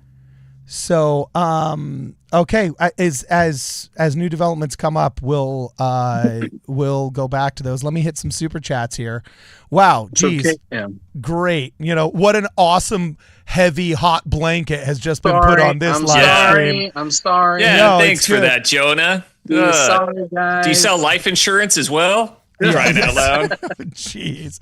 So here's a couple of super chats. We'll read those really fast. And then obviously our hearts and prayers go out to whoever is suffering, whatever members of the church are there. And I'm going to be looking into this. Let's read these super chats really fast. And then actually I'm going to go back to trying to address this and see what's going on. Also, Jonah, if you could look up some articles and please get us some information there. Also, people always start tagging us on Twitter, on Ward Radio. If you could start kind of vetting some of that information, that'd be really helpful. Okay, so let's catch up on these super chats really fast. Vincent Needler says, strictly for having a bomb intro song, as always. Well, thank you very much for thinking that our intro song is bomb. I hand pick the music. So Vincent Needler, I very much appreciate your positive commentary. Let's talk with Hayden Carroll says, love me some Salty Saints and the Iron Rodcast. Well, we love you too, Hayden. And dude, Hayden's my guy, dude. 100%. What do you think? What do you think of his stuff right now, bro? Oh, he's killing it. He's killing it. He doesn't invite me. He doesn't. I'm not good enough for Hayden. I live in Arizona. He'll invite your mom. He'll invite your mom. Hey, get Roy's mom. Yeah, get her. Let's talk with Sister Anderson. Like, dude, could you imagine somebody like Apologia comes up to him and says, look, I take issue with your statements of Joseph Smith. Okay, you're feeding the missionaries. They're teaching you about Joseph Smith. On Thursday at 5, you're getting baptized. On Tuesday at 7. I don't want to hear lip from you, Jeff Durbin. That's right. You know, okay. And my 10-year-old has a Book of Mormon for you. Yeah. Dude, I remember one time presenting a doubt to my mother. I don't remember exactly what doubt it was. And I said, Mom, how do you reconcile this doubt? I think it had to do with DNA. And I was like in high school or something like that. Maybe it was after my mission. I don't remember. But I do remember her response was like, what kind of faith is that to be shaken by DNA? And I was like, well, okay, Mom, I'm not. She was like, look at that. I was like, okay. She just calls you starts dunking on you. She just calls you weak from the very beginning. She's just like, I think she was, well, maybe. She was just trying to tell me, like, I'm not, well, you think I'm freaking out because DNA might not be perfect? Come on, son. Dude, you know what she reminds me of? Trying to be a little less beta next time. Have you seen My The dad Last is the Predator? Same way too. Can I throw some quick love at my dad too? Because my dad is 100% the same way. My mom is a little bit louder than him, so he supports her. But my father also, I remember telling my dad like that I had some doubts about things, and my dad just being like, dude, the church is true, bro. There's going to be answers. So stop freaking out and just read your scriptures. Like my parents were like that. Anyways, I just want to throw love to my dad because I don't want you guys to think just my mom raised me. My father was incredible. Have you ever seen the latest Predator? Is that the alien one? That just came out in theaters. I might have taken my 11-year-old son to go see it, even though it's probably rated R. You know what I'm saying? I'm not an Anderson. What can I say? You know, but dude, there's this scene where you figure out that the predator species, they cull their young, meaning that they have a bunch of children and then the weakest one they kill, and that's how they maintain. Yeah, it's hardcore. So like your mom is like spiritual predator. Yeah, you know what I'm saying? She's just off like, with your head, bro. what kind of testimony is shaken by DNA? I don't have to leave you at the temple next time we're down there, do I? You know, it's just like, oh man, that is hardcore. So, all right, next super chat, we're gonna burn through these, and then I'm actually gonna check back in on what's going on down on Redwood Road. Next super chat, really fast, is Christopher Rogers 7721 says the story makes me think we need an MTC boot camp where we add in cleaning skills, including laundry and dishes and apologetics. Yes, you're 100% right. Yes. Yep. We got to get freaking Sister Anderson to teach that one too. 100%. Yeah, let's get some boot camp. Let's like develop some emotional resilience in there. Like, to answer your question from before, I would say probably like 50% of my mission was spent babysitting. Like I was with so many different companions. I was junior companion for a year, and every single one of my companions while I was junior companion, except my trainer, was rough. They were really hard to deal with. One of them went on a 3-day road trip to Brazil. One of them just had anger issues, and he just screamed all the time. Like, it was my birthday, and he just like screamed at me. Like, I had dengue fever. The girl I was interested in, she wrote me off, and that morning he just woke up and he was just like, Hey, I'm not playing around anymore, Elder Holm. I'm just done with you. And so he just starts screaming at me for no reason. He had a lot of anger issues, and I was just like, oh, happy birthday to me. But totally agree with that.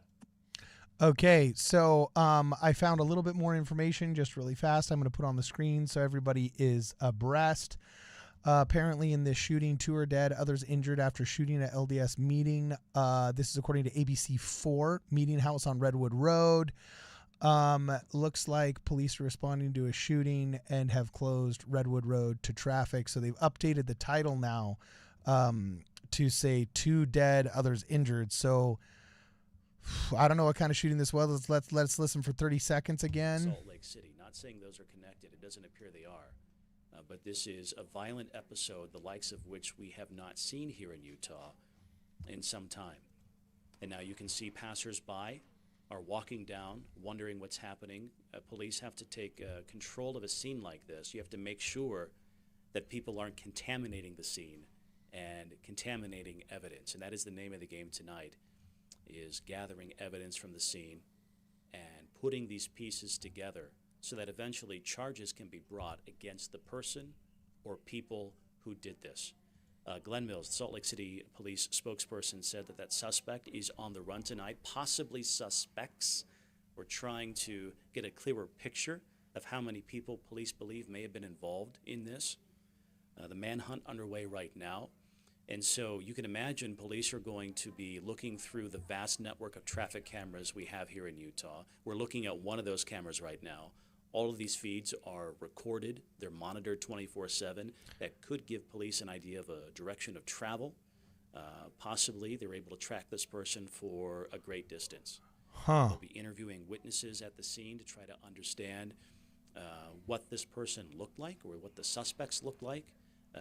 Maybe because this is a funeral and you have a lot of people who know each other, they will know who did this. The witnesses may be able to give police a name. Okay, so far the only thing that we know is that 2 are dead, multiple are injured. There's a suspect, possibly suspects on the loose. Looks like it was a shooting, but we don't know exactly what kind and or if religiously motivated. Gosh, we hope not, especially after what happened in Michigan. But okay, we'll let you guys know anything more as it comes out. The update, just a couple other things. Hit it. Thank you to Mecca Films in the chat for leading us in some good directions. It sounds like 2 people were life flighted from the scene to the University of Utah Medical Care Center which is a fantastic medical care center, horrible football team, great medical care. Just saying. Okay. Those things usually are opposed to each other. I don't know why. Where there's good football, there's not, but where there's good medicine, there's bad, whatever. And then that part of Salt Lake is a bit of a shady part of Salt Lake. There's not a huge look. I'm from Portland, okay? Salt Lake's homeless population ain't nothing. All right, ain't nothing. But they do have a lot of open drug scenes in that area. And so if it was just some crazy guy walking in with a gun, I don't know if he'd be on the run like that, or if he'd be taken down pretty quick, or where a tweaker would get a gun. But anyways, facts are still fuzzy. So it's not looking like it was something necessarily religiously motivated as much as personally motivated, and the church was tangential to it. If it were religiously motivated, why a funeral? Why not a sacrament meeting? Okay. Religiously motivated, yeah. But I don't know.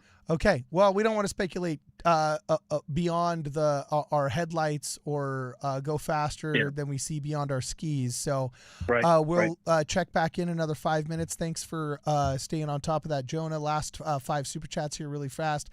Dragon Slayer 12. Dude, I can't find these temple rocks that you sent, bro. If you had temple rocks, you'd be too based, or it'd have too based to be or have bad companions. Hope you found the package so you too can be based with temple rocks. Dude, for the life of me, I can't find these things, dude.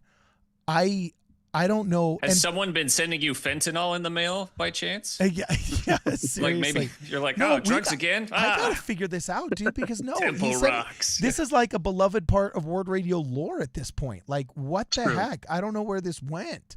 So, Dragon Slayer, we got to figure this out. By the way, send me an email. Garden gets a million packages. I know. Yeah. I hope it wasn't like weeded out or like there's also a mail center that like inspects, like, you know how like Congress, you write your congressman and then like the Secret Service opens a letter and then scans it and just sends it to him in an email. So I don't receive my own packages because I don't need some anti-Mormon. No, you don't. Like, no, you don't. Yeah, exactly, dude. Like, neither do I. Yeah, all the packages I get too. For any of you listening. Okay. So anyway, I hope it wasn't lost in that process. They're like, what are these rocks? They tested for ricin or something, you know? But anyway, so Vince Needler says, if you got along with every companion and love sharing your space with each one of them, did you actually serve? Question mark. Yeah, right. It's a rite of passage. By the way, feel free to chime in. I just got to burn through 5 of these, so if you feel something, just blurt it out. Then Lisa, thank you very much for the generous super chat. She says, my first comp thought I was a problem because I'd have PTSD flashbacks till I got a blessing from president, then became one of the most successful hermanas in my mission, had ever had. Buenos Aires Norte 99 to 01. She was there right before I was. One morning woke up speaking Castellano. All right. Well, Lisa. Cool. Super cool. Vincent Needler says, I bet 95% of these broken comps came from Utah. Ooh, settling some geographical scores there. Take, man. Grork says, sorry, can't stay. Round of barks on me. Happy New Year's, everyone. Well, thank you, Grork. I'll take you up on that. Unfortunately, I'm on my vegetable-only diet right now. I'm 2 days into juicing. Send it to me, boy. So, yeah, we'll hook you up. Then Canuto says, no child left behind culture, which I think is a great way of putting that. That's a great way of putting it. Which, by the way, the actual No Child Left Behind Act, if applied spiritually, would be better than this crappy system we have now. So when the No Child Left Behind Act ethos are an upgrade from the ones that you're living in right now, then maybe you need to upgrade your system. Court McMillan says, do you think Hayden or Jackson is the nightmare? Well, I was never a companion with Hayden or Jackson. I'm sure I would enjoy serving with both of them, but I probably want to be standing next to Jackson, if not just for the positive PR of being handsome by association. Dang, rip on Hayden. Did you just call Hayden ugly? No, but nobody look at that. Beautiful. No, nobody compares to Jackson. Jackson, like, come on, he's Ken. He's real life Ken. Like, I think Hayden feels ugly next to Jackson. Look at that. Elder Holland said you should never compare your children because you should never compare girl children. Oh, okay. So you can pick the boys. Yeah. Exactly. So they both know I love them. So the Mission Light says, love Mission Talk. Now remember what you learned from your experiences. My new channel highlighting an enduring spirit and light from what comes serving a full-time mission. Thanks, Ward Radio. Oh, there's a channel called The Mission Light. I will have to check that out. Thank you for the super chat. And then Vincent Needler comes back here and says, Jonah, entirely unrelated. My wife asked for and received both your books for Christmas. She absolutely loves them, and based on your info on Adam and Eve, she has insisted on us connecting far more often. Thanks a million. Wait, what? Wow. Apparently, Jonah wrote some very family-friendly books. Holy crap. That is wild. So I've never been told that a book on the Apocrypha has helped a member's sex life live on air before.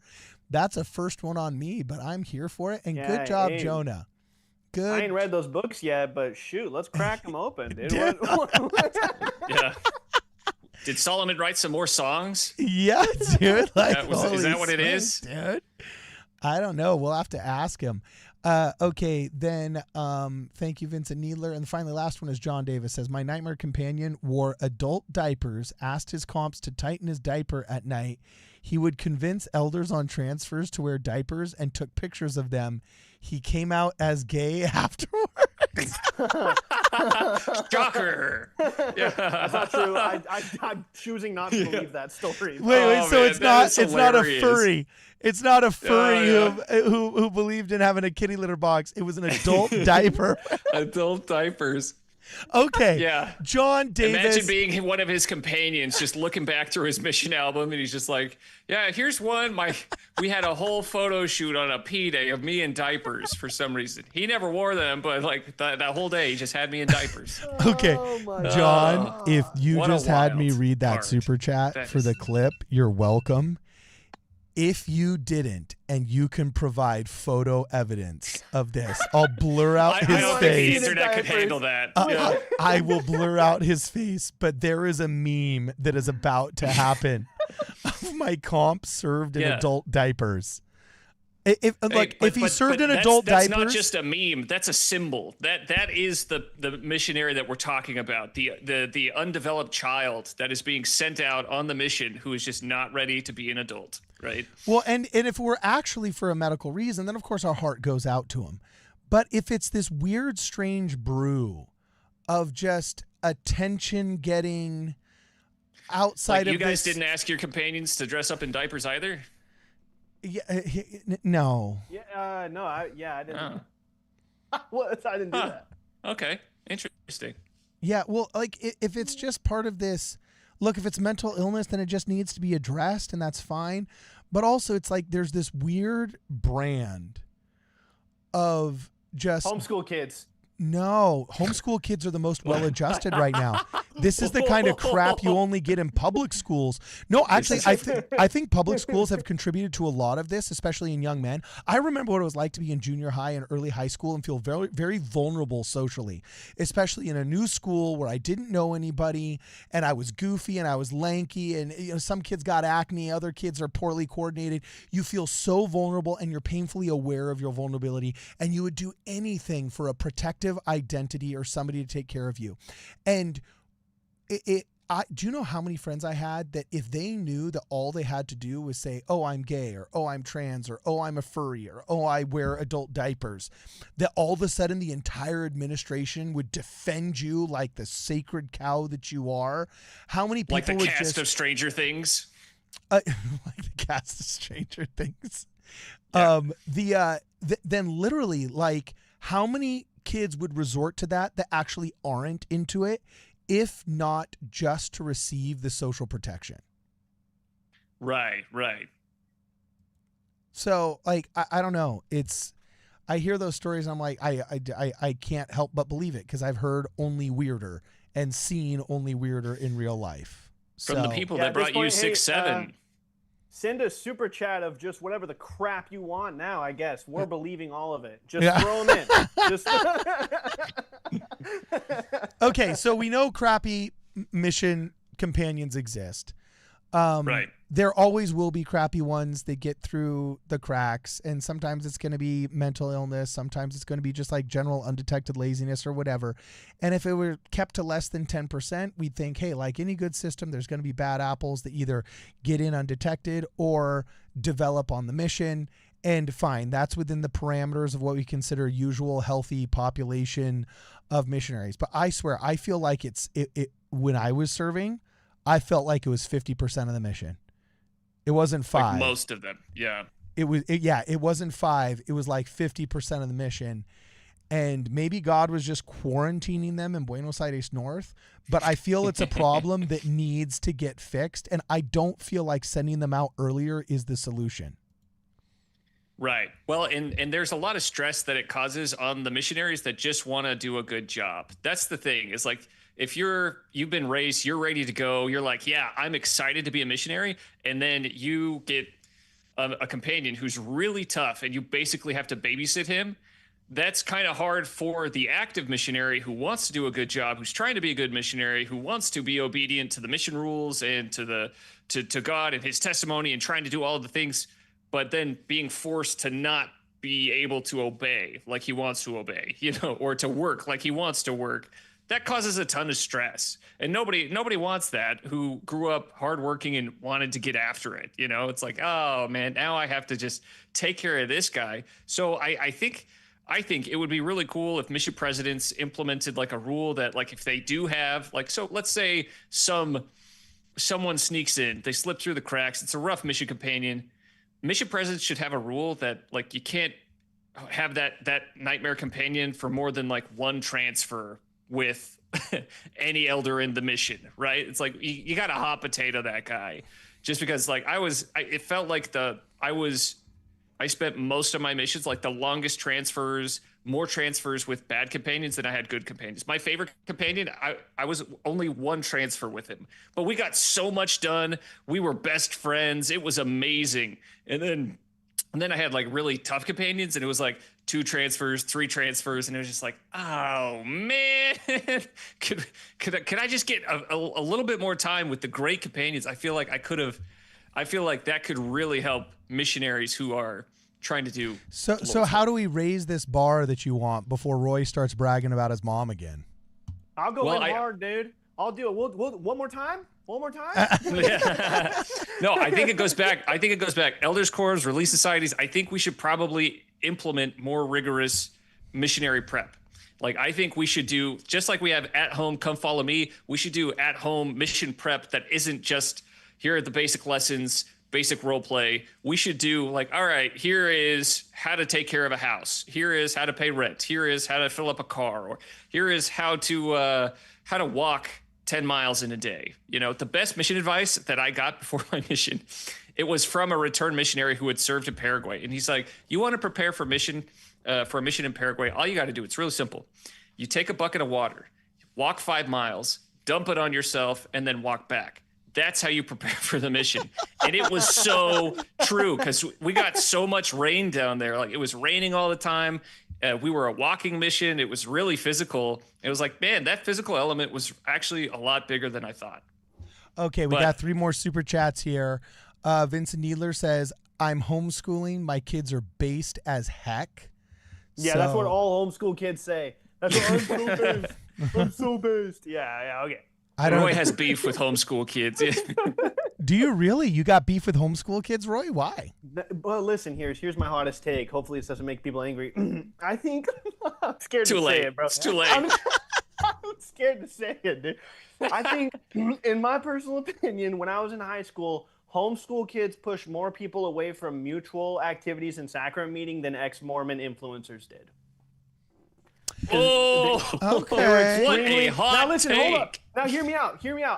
It was because the homeschooled kids were unhinged. I mean, they would call it based, but they would stand up in seminary and be like, that girl's dressing immodestly, and God asked us not to do that. Like, they were like, yes, based, but at the same time, I was like, yo, let's calm her down. Like, I'm not sticking with that. I don't want to hurt anyone's feelings. I'm just saying sometimes homeschool kids get a little carried away, especially when they get on a mission. They're like, well, in my family, and we talk about Kolob. Do you guys know about the freaking Adam God theory? I'm like, what are we doing right now? I read Nephi. Like, I don't know what we're talking about. Or they always try to give you doTERRA oils. I don't. Yeah. Why? Yeah. So where did you grow up? Arizona. I grew up in like Santan Valley, Arizona. It's near Queen Creek, Gilbert area. Oh, so you're in the Mormon Belt. Okay. Because my Just kidding. So your opinion doesn't matter, Roy. No. I'm just saying I think it might have been different just because the oddities of 80s and 90s homeschool kids being influenced by strange religious parents probably lasted 15 or 20 years longer there than it did outside of the Mormon Belt. Because my opinion on homeschooled kids drastically changed. When I came back from my mission, I did a couple of summers as a door-to-door salesman, and some of the coolest families I met were parents who homeschooled their kids. A lot of them, their kids were actors or athletes. One of them was training to go to the Olympics, so he needed to just not go to regular school. Another mother said, I wanted my children to have a childhood, and I wanted them to be able to play with unstructured playtime. So I decided to homeschool them. And now we go to the museums twice a week. And the kids could name like every single museum in Los Angeles that they'd been to. And they were so well-rounded. And when I was a kid, let's face it, the homeschool kids, they were freaking weird, dude. They were weird. Yeah. Like, No. I agree. There's been an exodus of parents from the public school system. And so, yeah, I agree. Like the kids when I was going through school, they were the ones that were running around with the hand milled oats in one pocket and a bag full of like breast milk in the other pocket, right? Those were the homeschool kids, and I was like, they're different now. They're different. I do love like the homeschool kids that I actually did know. Growing up, they could play the sports and they could play the instruments, and they were pretty good looking. They just said things that I was like, whoa, that's like you don't say that to people. But this lady came to ASU and she gave a talk to the institute at ASU, and she said homeschooling is driving kids away from religion when they get out of their home because they go to college and they find out the world wasn't 6,000 years old like their religious parents were saying. It is 6,000 years old, and then they were finding that out and going, whoa. So it's kind of like the whole Amish situation there. So it's not everybody. I'm making a vague generalization. I'm joking. Don't get your diapers in a twist in the chat. How dare like you, that. Roy. And the world isn't 6,000 years old. It's 5,993. Based. All right. Are you a Heartlander too, Carden? What are you doing? Ooh, look at that. Look at you. Although it would be really funny to see what the crossover is between young Earthers and Heartlanders. And dude, I got to tell you, Jeremy Michelle's book, actually, there's a guy we've had in the studio before. His name's Jeremy Michelle. This is what I love about having my show. He wrote a book called Dinosaurs in the Book of Mormon, I think it is, and I got it up here. Get out of town. No, his theory. No, it's fun, and he brings up some good points. His theory was he homeschooled? Is that? Oh, no, dude, I don't know. I gotta. I think it's here. Hold on. Wait 2 seconds. Hold on. Was he homeschooled too, bro? Dinosaurs in the Book of Mormon, bro. Give me that picture book. Dude, I'm reading that. Here it is. Dude, yeah. Dinosaurs in Scripture. 7 QR links to videos, bonus meme, and living dinos and pages. So, like, here's the deal. So I'm professionally agnostic on the geographics of the Book of Mormon. I'm not a Heartlander. I'm not a Meso guy, but that's an easy out, Carden. I'm a more of, well, here's my obsession. My obsession actually isn't past First Nephi. My obsession is an old world obsession. I'm more interested in Lehi Nephi era.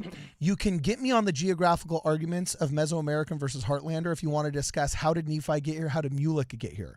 And both actually have very interesting ways that are advantageous to their geographic theories about how Nephi got here, right? So also, I don't want to try and divide my audience, so I don't take a stand on that kind of thing. I do want to say this. What are you trying to do, Roy? We're getting way off topic, and I'm sorry, but if you study the Heartland model, if you actually like those, you give them take a step away from reality. I'm just kidding. But if you study, I'm just kidding. Is this your mom talking, or is this you, bro? No, this is. Hey, this is I'm me. here for I the said- Arnold Freeberg pictures of like Ammon riding a dinosaur. Like that would be like those paintings would be amazing. Yes, but that would be sick. A tapir is actually a Tyrannosaurus Rex. Right. That's not what he said. That's not what he said. But no, so anyway, this is all I was going to say about Jeremy Michelle in this book and the dinosaurs are dragons people, okay? Is that though I may not subscribe to every single one of their theories, parts of their theory, there It's are still parts. No, A, it is fun as hell. But B, they do bring up interesting points, and I don't think it's fair when people just lampoon them as kooks. That's not fair. Because, for example, I did ask somebody once, my theory is actually that Genesis 1, where it says basically how old the world is, was written after the Babylonian exile, and it's actually the second creation story that's the newest one. The oldest one doesn't really have time frames added in, and it starts in the 4th chapter of the second book of Genesis. You may not realize this, but there's actually 2 creation stories. So I think sometimes this like science versus religion is actually a false dichotomy, and there's a conversation we can have on that another day. But Can I save my skin? Can I save my skin real quick? Because I have family members that do like the Heartland model. If you the study Heartlanders are great. They're fun as like, exactly, yes. If you study the Heartland model, it is extremely, extremely compelling. And that's why I'm so adamant against it, because I want it to be Mesoamerica so bad that when they make sense, I'm like, oh, stop. So well, you can't read the work of Jerry Grover and not see Yes. overwhelming evidence of Mesoamerican characters used in the like it just, to me, if you were to put a gun to my head, it would make more sense.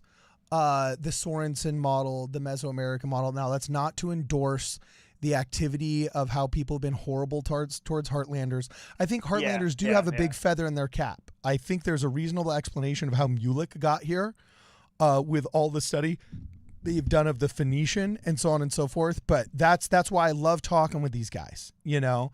Yeah, so, dude, the Heartland model is legit. I think you will literally can get closer to the Book of Mormon if you study the Heartland.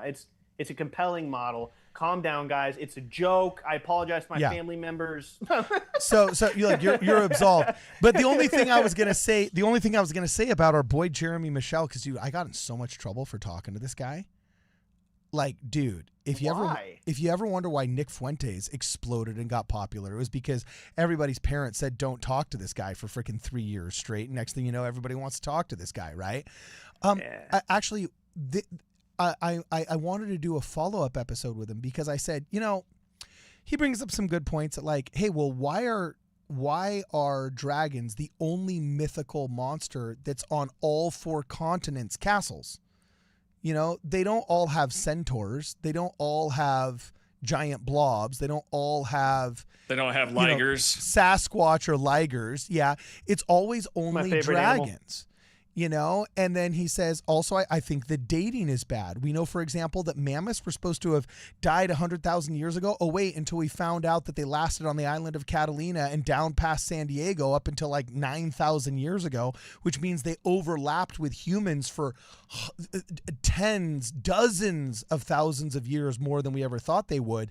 So if mammoths, who we previously didn't think overlapped with humans, why couldn't other megafauna? And I say, okay, well, what about the dating? Like, they say this happened 65 million years ago. And he says, yeah, let's talk dating. How do you date rocks? And I said, okay, well, I don't know. The magma comes out of the ground and then they test it. They take out the scoop. I've seen National Geographic. And he says, yeah, they test the gas inside of the rock. And he says the problem with these tests is that they've taken fresh magma and then just tested it. And the test has come back saying like 32 million years old. And they're like, it's only 32 milliseconds old. So he calls into question the validity of the testing mechanisms, And so like they weave this super interesting tapestry that when viewed and you let them do their presentation, they make a compelling case that you want to poke holes in, you want to converse with, and so on and so forth. And it's cool. But yeah, I see you raising your hand. Yeah, Jonah has an update in the super chats if you want to read that. Carden, check the news. Salt Lake City shooting right now. Oh, crap. Okay, hold on. Well, Jonah gave. You got him talking about the Heartlander model. Jonah said, update, Mark Driscoll is rushing to the scene of the shooting to announce that all victims are going to hell. Oh, jeez. Jonah said that as super chat. Savage. Ooh, look at that. Oh my gosh. Oh, we have a buttload of super chats here. Hold on. I gotta read that. Yeah. Okay, it does look like I will put this up on the screen. I had pulled this up and then we got distracted, but it's been updated. The article on Wasatch Front News of ABC4, 2 dead, others injured after shooting at LDS Median Redwood Road. It's been updated to say that police are responding to a shooting near 660 North Redwood Road and have closed Redwood Road to traffic. They've confirmed multiple individuals are injured. 2 died as a result of the injuries. There's a buttload of emergency vehicles there. Started at 7:36. Call came in about the shooting at the meeting house. There was a funeral taking place at the meeting house, but it looks like it wasn't the funeral that was targeted. It looks like everything was reserved to happening in the parking lot. So, yeah, it seems like the Church of Jesus Christ of Latter-day Saints was a backdrop for a major crime. Not necessarily. And it makes sense. I mean, there's a chapel on every corner out in Salt Lake. And if you're going to meet in a church, if you're going to meet in a parking lot to ambush somebody, there's a good chance that you're going to be ambushing them. I'm not saying it no wasn't better ambush, place. But anyway. Okay, so here's the super chats. ASK podcast says, church parking lot shot up in Salt Lake. Funeral prayers for the members. Yes, absolutely. What? To think that you just sent your family member off to a funeral and then they didn't survive the parking lot. My heart breaks, and we will have a special prayer for those families tonight as a family, at least mine will. Minor Prophet Ian Malcolm says, basically we just need to go back to bishops choosing who serves a mission like the old days before everyone went. Problem solved. How do you feel about that? I think he's onto something. Okay, so legit. So Jonah was saying, Jonah made the case like we should wait until they're older, get them out into the world. I don't think age is the problem, because I mean Joseph F. Smith, he served a mission when he was like 14. He went out to Hawaii, didn't know how to speak the language, and eventually he became like the king of Hawaii, right? I think if you have parents like Roy's parents, if you have intentional parents who are intentional about how they're preparing you for a mission and they're doing that from a young age onward, I think no problem. I don't have any problem with them going right out of high school. I agree. I don't want false and arbitrary numbers. Like if somebody has Sister Anderson as a mom, well, apparently they're ready for a mission at 13. So why make them wait until 19, right? So I don't think that maybe just like upping the age to 19 is the solution. But we need to be more rigorous in selection. I agree. And I think there should be some kind of more rigorous vetting, maybe a more rigorous vetting process. You know, maybe they have to go through, I don't know, so some emotional tests, some physical tests, something like that. Some hazing. I hear hazing.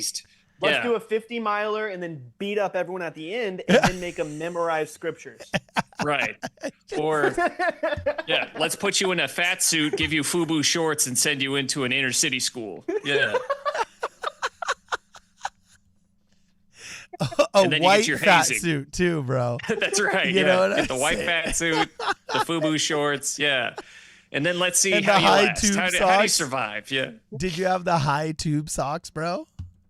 Oh yeah, but I would push them down. I just pushed those puppies down as low as I could get them. Okay, so we got Barbarian 269 or Barbarion 269 give us a super chat, says adult diapers is a F3T exclamation mark 5S, which is leet speak for fetish. I am unaware of the adult diaper fetish.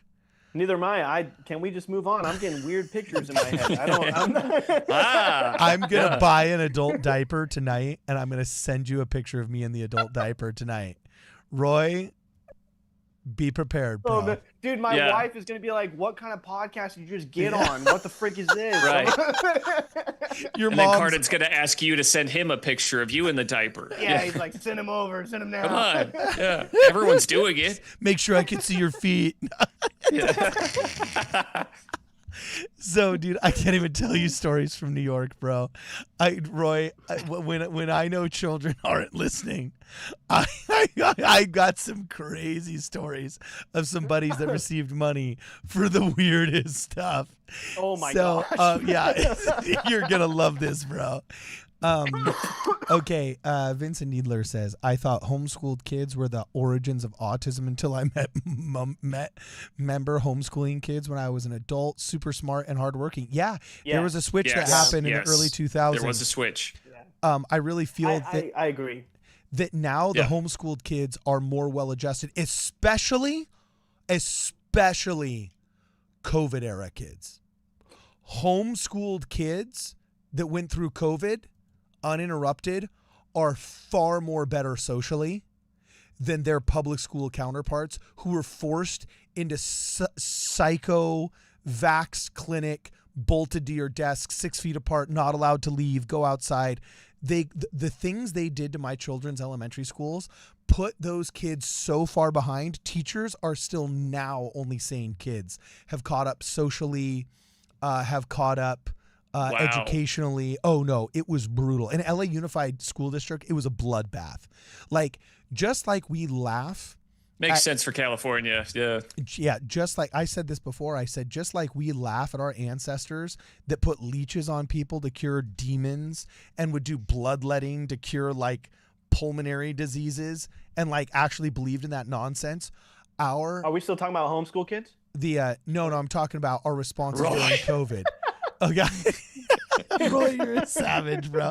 Yeah. Is our ancestors will look back at us and what we did during COVID? Yeah. Oh yeah, dude, they'll be appalled. They'll just be like, appalled. Heavens.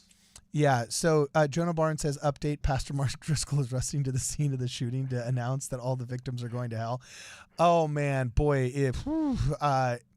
maybe just a smidge too early, but we all know exactly what he's talking about. Let's talk with Hayden Carroll, says Cardin, check the news. Salt Lake City shooting right now. Yes, we've been on it. Thank you very much. Hayden Carroll, who will be in the studio next week. Jonah Barnes says Matt Fradd is heartbroken the LDS church gunman neglected to burn any books. Oh my gosh, Jonah. Oh. Give it a second, He's a savage. But it's true. Tweet these tomorrow. We can make some salty news about this later, Jonah. Let it breathe. It's brutal. Wait, this next super chat is based, and I want to talk about this a little bit. Okay, you read it. You read it. No, you read it. It says, my son is slightly autistic, but it's enough that I look forward to the day that he serves a service mission in the temple, God willing. Guys, service missions are elite. I had a cousin that just finished his service mission, and he was my cousin. I think he was never really very good at talking to people, I guess, before his mission. And after his mission, he gave his homecoming talk, guys. Not a stutter, not like a loss of thought. He gave it like an honorable priesthood man, and he just went to bat for service missions. He was like telling stories like everywhere he went, he learned how to serve people. The gospel is taught through service. And the next one says, no one understands power of the service mission. And I kind of agree with this. I think there's some people that should get called to service missions that aren't like autistic or like, I think some people should open up their call and they're like, you will be serving in the service mission of Salt Lake City. And they can whine and cry about it. And then they can go learn how to serve people because and maybe that's the fix. Gas. Yeah, maybe that's the fix. Yeah. It's like, hey, like if you don't pass like the tests, right? The mental, the emotional, the physical tests that we just created like 10 seconds ago, then maybe instead of just saying, well, let's wait till you pass them, maybe it's like, well, let's get you to a service mission, right? Well, even if you're completely capable, I mean, service missions are so awesome. Like, I wish more kids would look into them. I like that super bad. Okay, well, now hold on. Well, yes and no. First off, we used to have buttloads of base service missions like temple building and chapel building service missions, where you that's would insane. That'd be sweet. In Argentina, the 20 or 30 oldest chapels were built by members where that was your mission. Where it's like, okay, we need a chapel down in El Barrio Bardadero. And so you will do proselyting 12 hours a week, and then 30 hours a week, you're straight up building the chapel.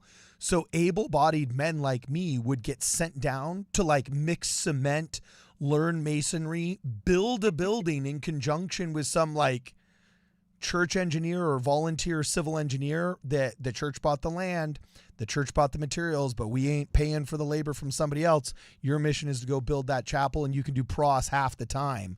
So we used to have we used to have a lot of service missions like that. But here's my beef. Here's my beef with the service missions thing. I am the king of reasonable accommodations.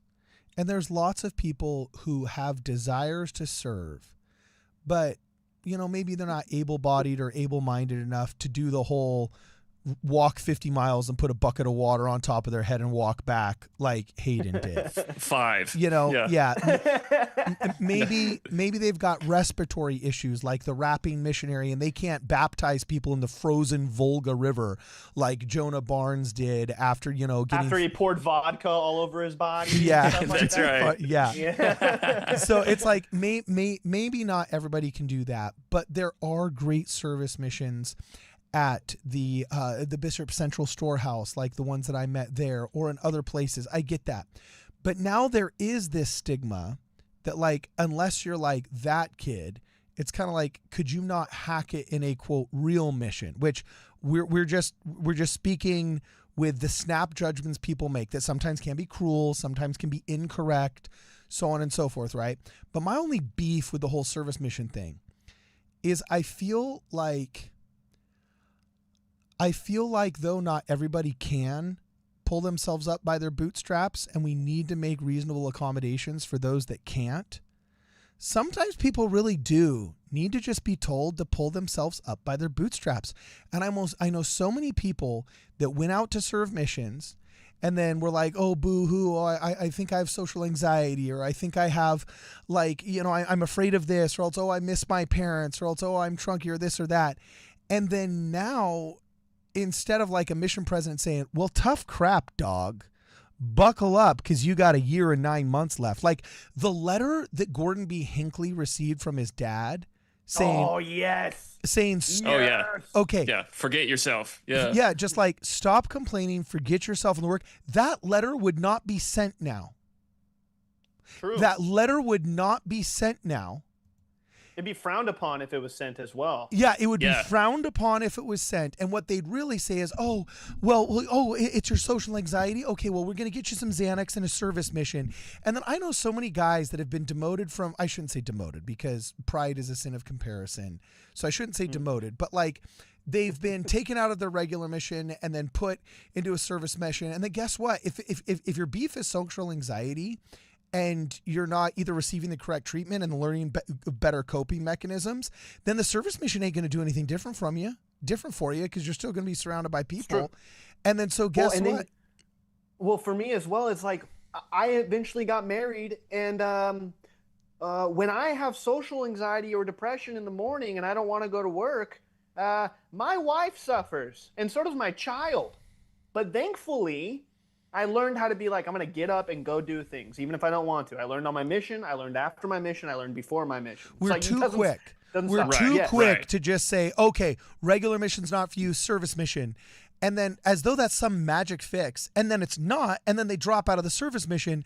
And then within 6 months of being called to serve, they're just back at home, now just addicted to Xanax. Right. Good time. No, I'm just kidding. I'm sorry. Yeah. So it's like, I don't know. I take issue. Like, I feel that the service mission is reasonable accommodation that is a beautiful thing. But oftentimes it's used as a backdoor for the same crappy laziness and lack of leadership that brought us to 15 years of horrible missionaries in the mission field in the first place. Yeah. Well, I think the church could do like, let's just get some better PR for service missions, because I do think I've heard some amazing, incredible stories from those. And let's see if we could change the stigma. I think that would be amazing if we could change the stigma around that, as well as if we could do something to change the stigma around like going home early, so that there wasn't that pressure to get someone out on a mission and keep them on a mission, right? If there was some way, and I don't know how we do that. No, we should but have maybe, hella stigma, but then just do a better job of making sure that the people that shouldn't be going aren't going. right. So, You know? so you're saying, like, instead of getting rid of the stigma, that we keep it, but we just make it Because more how do you difficult do for that them. without saying the thing didn't matter in the first place? Right. That's like literally saying, you know what, marriages are really hard for some people, and we don't want like divorce to be a stigmatizing thing. So here's what we're going to do. We're just going to lower everybody's expectation for marriage. When you get married, like if you've made it 6 or 7 years, like that's just great. You know, I think what we would do, I think we keep the stigma. I think I guess what I'm trying to say is maybe we offer more training for members on a local level on how to treat somebody who has just returned home early from a mission. Just like how I would love to see elders quorums that treated that were training the members on how to receive a brother who just went through a divorce and he's still showing up at church and he's having a hard time. I tell you what, divorced men, that's a segment of the church that's really tough right now. Talk about stigma, talk about a hard time. It's like, yeah, I would love to see more members just figuring out what is the default mode to handle these members, you know, like how do we handle them? Okay, And, we got some super chats here. I'm just going to burn through real fast. Cedric Monson says, no one understands the power of the service mission. I think you're right. For the record, I think it is a beautiful thing and an upgrade in the church culture. Oh, wait, Carden. He's got another super chat for you, bro. This is a based service missionary, I'm pretty sure, this guy. Oh, okay, down here he says, Carden, service missionaries are better at teaching. Suck that, dude. Eat that. Ooh. How about that? Yeah, look at that. Yeah. That's a based service missionary right there. Well, I want him to provide details. Like I would want to know more, like define teaching, right? Hey, so maybe this guy's a stud, dude. In his service, I don't know if he's a service. He sounds like a service missionary. He's sticking up for him. Maybe he's a stud. He's like, dude, you kidding me? I'm teaching the gospel every day. I don't know. Dunking on service missions over there. Yeah. Well, Roy Anderson is heading for the red chair. I'm heading for the blacklist. You know what I'm saying? Roy Anderson following in his mom's footsteps. Carden, you are an idiot. What kind of faith? What kind of faith is shaken by DNA, and who doesn't love service missions? Cedric is saying this. Cedric Monson, by the way. I don't know if he has heavenly blood, but you're talking to a Monson right now. So I don't know.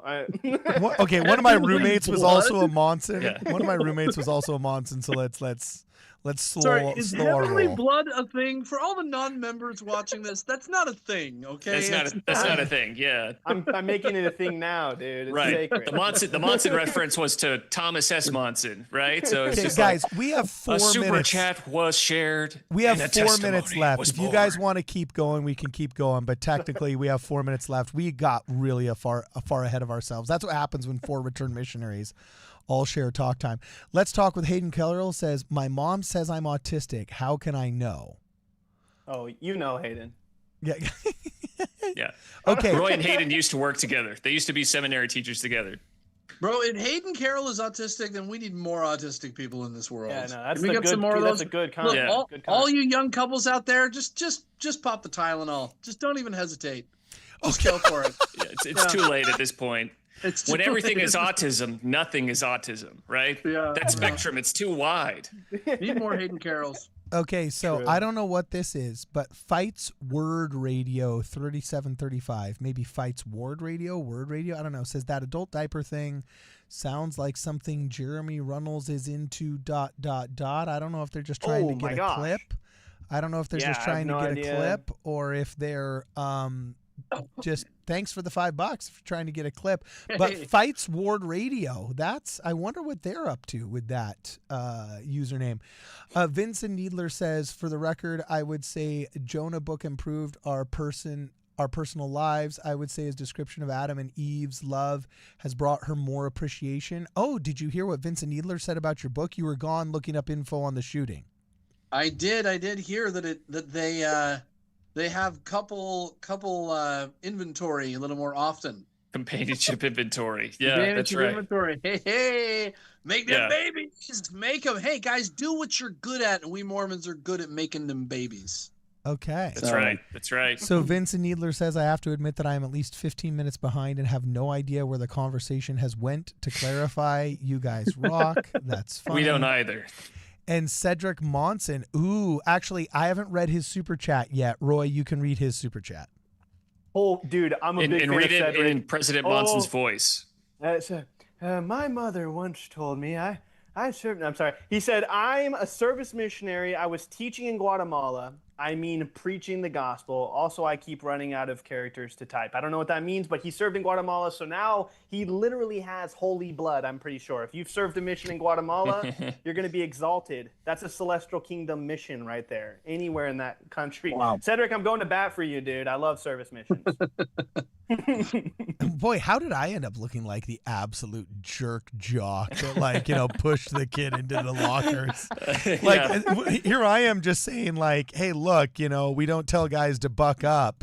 And then everybody's like, I love service missionaries. Whoa, dude, what?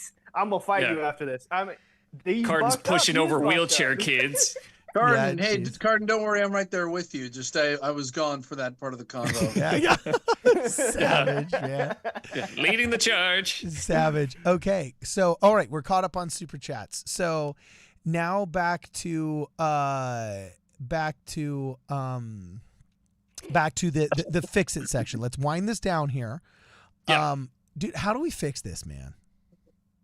How do we fix this? Yeah, well, I think we focus on the parents. Like we've got Come Follow Me, right? So maybe in the Come Follow Me manual, we have a mission prep section. So every single week, if parents are doing Come Follow Me, they do a mission prep little section right in there with their kids. They have like a whole section of like activities for kids. Just slip it right in there. Just like, hey. And maybe we can get Roy's mom behind this, hey. Yeah, hey, maybe, Waffle Wednesdays at my mom's house. Come learn about how to teach the gospel. you send your kid to Taco Bell, If it's Waffle Wednesday, maybe go to a Waffle House with the Book of Mormon, right?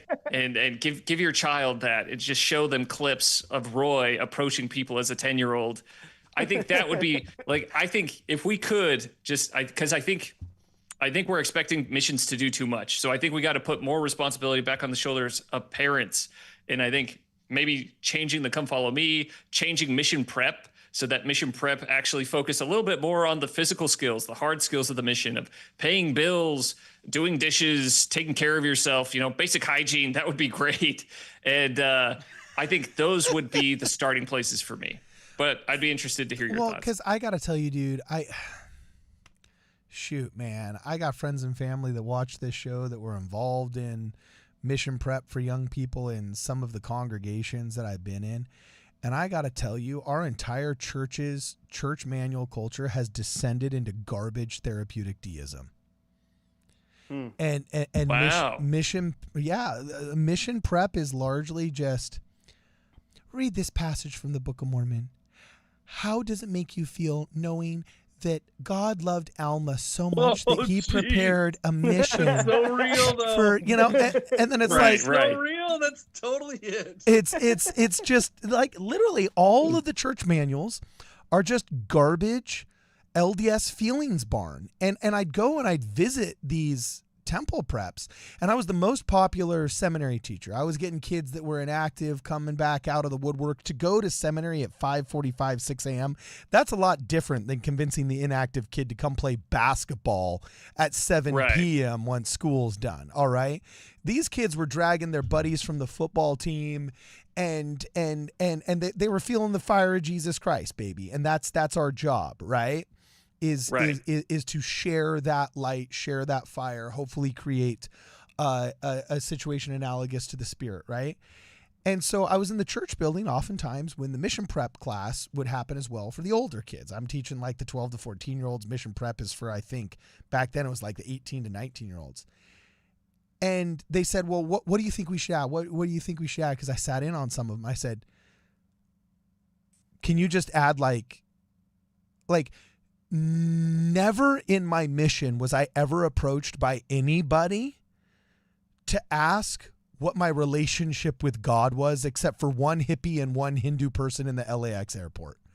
Like, I got an Hare Krishna that asked me that one question once, and I walked away with a free copy of the Bhagavad Gita, right? But other than that, I was peppered with just like, what about Joseph Smith and, Fanny Alger? Oh, what about, 6,000-year-old world? What about, are you a virgin? Oh, why do you have to wait until marriage if studies show that sex is actually better for you? I was like, you're doing a 12-week course on basically what I now recognize is just LDS feelings barn therapeutic deism. It's good to understand the Book of Mormon, but like, you're not going to convert anybody. I mean, maybe the sister missionaries will convert another lady, but you're not going to convert any men by just like out. Yeah, you got to hit them with a little "Thus saith the Lord" type crap. Or know your own religion, door. know the stories that formulate the tapestry of our narrative and our culture, and then freaking be able to go to bat on behalf of your faith. You can't just bear your testimony out of, like, if somebody is really actually troubled by the garbage tropes that they've heard online about Joseph Smith, they feel the spirit when they hear the first vision, but then they go online and they hear that, oh, Joseph Smith lied about the first vision and he really actually had 7 different accounts that are all disparate accounts, and that he just ended up using the best ones. If you don't have an answer for that, you can't just say like, well, I know that Joseph Smith's story is true. Answer my effing question. You know what I'm saying? And when you're not preparing missionaries to be able to mentally go to bat with our detractors, then you're the idiot general in World War I that's sending a cavalry charge against a machine gun. Did you ever see, you need to look up the first German that massacred the first French cavalry. Apparently this is based on a true story, that when the Germans finally got their first machine gun, the French nobles who were still in charge of the army, because they only believed that nobles should be in charge of the army because like the lower class people weren't capable of leadership. It's that old like feudal Napoleonic era kind of viewpoint, like service missionaries. Geez, brutal. No, I'm just kidding. It's a joke. I'm joking. Hey, I know. It's we know comedy. People. Yeah. Laugh a little. Jeez. Hey, look, no, you're supposed to laugh, and I'm supposed to say, oh gosh, I'm with you. That was so inappropriate. How dare you? How dare he? I get to pearl clutch. Yeah. Yeah, I get to pearl clutch. Roy. Are you making fun of me? Are you making fun of me? You guys wouldn't last a day in the service mission in Gilbert, Arizona, dude. That's right. Yeah. So anyway, I think I if I remember correctly, I can't remember if it was the French or the German, but apparently this guy commanded a cavalry charge after the first cavalry had been absolutely decimated. And then finally he calls a second cavalry charge, and just like hundreds of mounted Frenchmen just go after the German position, and they've got a machine gun and they just mow them all down except for like 3 or 4. And it was actually the captain of the cavalry that is one of the people that made it. And the German like captain comes out and berates the man and says, how dare you send your men to die against a machine gun?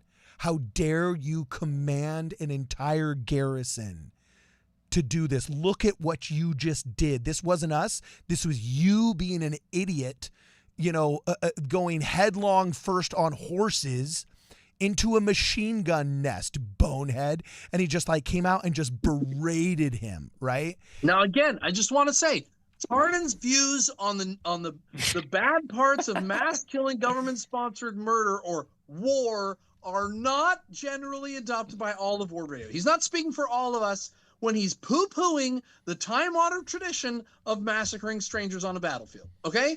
Okay. All right, just want to make that clear. These Keyword are was own general. personal Yeah. views.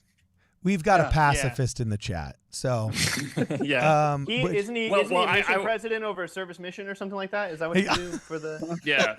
Well, I would say I would much rather see the MTC be more like a boot camp instead of fat camp, but like reverse fat camp, because it was like let's eat a lot, and then let's sit quietly and study. And I didn't really know what to study. But I remember, I don't know if it was the same for you guys, but for me, it was like, all right, let's only speak in our mission language as much as we could, which was basically whenever the teacher was around. The teacher was around for maybe like 2 hours of the day. The rest of the day was just like study. And they gave you a bunch of books. They gave you the scriptures. And it was just like, all right, now just sit down and read. And I was just like, I don't know how to study. I don't really know what to study. So I would just read through the scriptures. I would love it if they actually had like drill instructors at the MTC that were like, all right, let's get you into physical shape and let's simulate some bad companionships. Like, hey, you're going to have a rough, awful, terrible companion. How do you deal with them? Like, let's walk through let's role play that scenario real quick, you know? So, like, I don't want to make things harder than they are, especially right here at the end. But with Gathering Israel, our little project Carden to like spread the gospel digitally, one thing that we learned talking to the mission department of the church is that the church has a huge missionary problem, that we do not have the missionaries that we need right now. Like, the church receives hundreds of thousands of digital leads from websites and advertisements and all these things, the people who want to hear the gospel, and we do not have the manpower to get it to them. We just don't. Really? And like they don't like admit this freely, but in our conversation I was talking to this guy and I was like, so wait a minute, so what you're saying is, you know, and so what you're saying is, until finally I said, so you're saying we just don't have the manpower. And it took several times, several cycles, till finally he said, you're right, we just don't have the missionaries. We're just low. We need 2x, 3 times the missionaries just to tackle the leads that we have. So you could see, and you're seeing this a little bit, service missionaries becoming digital finders. They're working remotely, they're calling, or they're doing online stuff to chat with people or to connect people with missionaries. And then you're having teachers in the field following up on those and going to chase them down. And that kind of segmentation by role might be an inevitable and might be a good improvement coming to the church. Whereas everybody used to be independent preachers 2 by 2 in the whole world. It could be, hey, this finding stuff can be done much more efficiently and maybe. So it's similar to the military. So you have a placement test where it's like, all right, let's figure out what your personality is, what you're great at, and then let's just place you in the branch or in the position in that branch of that's going to naturally align with your skills. Well, and you used to have, I know that everybody here loves war. It's just the best analogy in the whole world, relating Jesus Christ to war and killing strangers. But like the Lord of Hosts. You used to have warriors, and it'd be one unit, and he was a guy with an axe who was super buff, and he'd go charge into battle. And that was your warriors. And then it started to get segmented. Now we have infantry and cavalry, and then we have archers, and then we have logistics personnel. Now we have Air Force and Navy, and radar. The logistics people are arguably more important than the guys who actually are pulling the trigger. And so it could be that missionary work heads that direction, where you're going to have support people remote in Salt Lake or wherever they are, in a bunker with computers, finding people digitally, starting the conversation, filtering out the bad leads, and then sending the good willing hearts to preachers in the field who go knock on the door and actually bear testimony. Well, and also maybe that's where that would be no, pretty but sweet. war has paved a way for missionary work, Jonah. We've learned so much about drone warfare. Is there anything war can't do? Is there anything war can't solve? If we could put Books of Mormon on the drones, an explosive take. On the drones, and then just like drone into areas where the gospel is still not allowed. Yeah. Just drone in book. It's like a truth bomb. You know? Well, Jesus said, I came not to bring peace, but the sword. And obviously you use the sword to like, that's the only thing he said. Is that, actually, that's really the only thing he ever said. He didn't say anything else. That's really the only thing he said is I bring a sword. That's really good that you centered on that, because that was really the central pillar of his entire ministry was, I bring a sword. Jonah, Yeah. I'm obsessed with the Minutemen in the Revolutionary War. Don't take this from me, dude. Yeah, Don't take this from Okay, me. in the last I 5 agree minutes with you, before Joey. we go, 5 minutes before we go, there is an update on the shooting. It looks like there is at least 8 victims, 2 of which have died. However, there are 3 individuals in unknown condition and another in critical condition. They were taken via private vehicles to the hospital, and now there's ring footage of the shots that can be heard. So, yes, prayers go out to our brothers and sisters from the meeting house on Redwood Road. So, guys, we're going to, after we log off this live stream, guys, everybody, if you'd say a prayer. Or, we could say one live. Should we say a prayer right now for those people? You know what? Freaking do it, Jonah. That's good. Do it, bro. Let's do You it, got guys. it. Here we You go. got it. Take your hats off unless it's a War in Heaven hat. Then it can stay on. Based. No. No, okay. Father in heaven, we are so grateful, Father, for the safety that we enjoy and in this free country, that we have the right to worship. Father, some of our brothers and sisters are afflicted right now for the Redwood Road building in Salt Lake City, in the hospital at Intermountain Healthcare. And these individuals are brothers and sisters, and we love them, and we want them to stay here with us. Please bless them with health and increase. Bless the doctors and the nurses attending them, that they will be knowledgeable and quick, that they will have wisdom in how they administer to them. And Father, we also pray for the shooters, wherever they may be, that their hearts will soften, that they can come back and repent of what they've done, that they can be brought to justice, to keep others safe. Bless law enforcement as they search for them, and especially bless the families of the victims, that they can be comforted at this time. We're so grateful, Father, that Jesus Christ overcame death, so that all of this can be atoned for and washed away in the blood of our Savior Jesus Christ. We're grateful for thy plan in sending him here on our behalf. We're sorry for the sins that we inflict upon each other, Father. We pray for forgiveness of our own weaknesses and our own sins. We say this in the name of Jesus Christ. Amen. Amen. And forgive our brother for being a pacifist, even though the Book of Mormon is full of. Hey, I didn't ask for forgiveness for that. I didn't ask. Yeah. Okay. Hey, Doc, quick question before we go. So for those of you that don't know what pacifism is, it's the pansies that stay back. It's the pansies that stay back while everybody else spills. Hacksaw Ridge. Yeah. It's that thing Jesus Christ was preaching. Oh yeah, it's that thing Jesus Christ was preaching. Okay, cool. How do you square that with the fact that like 40% of the most quoted prophets we have were literal generals of armies and warrior priests? Oh boy, we're gonna get on a crazy tangent, bro. We've been here for 3. Just in one sentence answer. How do you square that? Roy's tapping out. Roy's like, oh, tap. How do you square that with the fact that 40 like Captain Moroni? Like would you rib Captain Moroni in your elders quorum and be like, yeah, well maybe if were more godly, you wouldn't have been a general, you know? Captain Moroni is very misunderstood. In the same verse in the same chapter that it praises Captain Moroni as somebody we should all emulate, in like 2 or 3 verses before that verse, it says it's the Lord's law of pacifism. It says the Nephites did not go to war because they thought it was a good idea. Even though they're being killed, they waited upon the Lord and had faith that he would tell them when they could fight back. And that's what Moroni did. He did not. That's not true. Stop. Go That's fight. not true. He Bloody waited war, until the Lord war told everywhere. him. No. You go read it again. Everyone's like, you're not a God real said, Christian until you've bathed your hands in the blood of your enemies. God said, Total God crusade style. Yeah. Moroni is awesome because he kills people. That's what God said. That's what God said.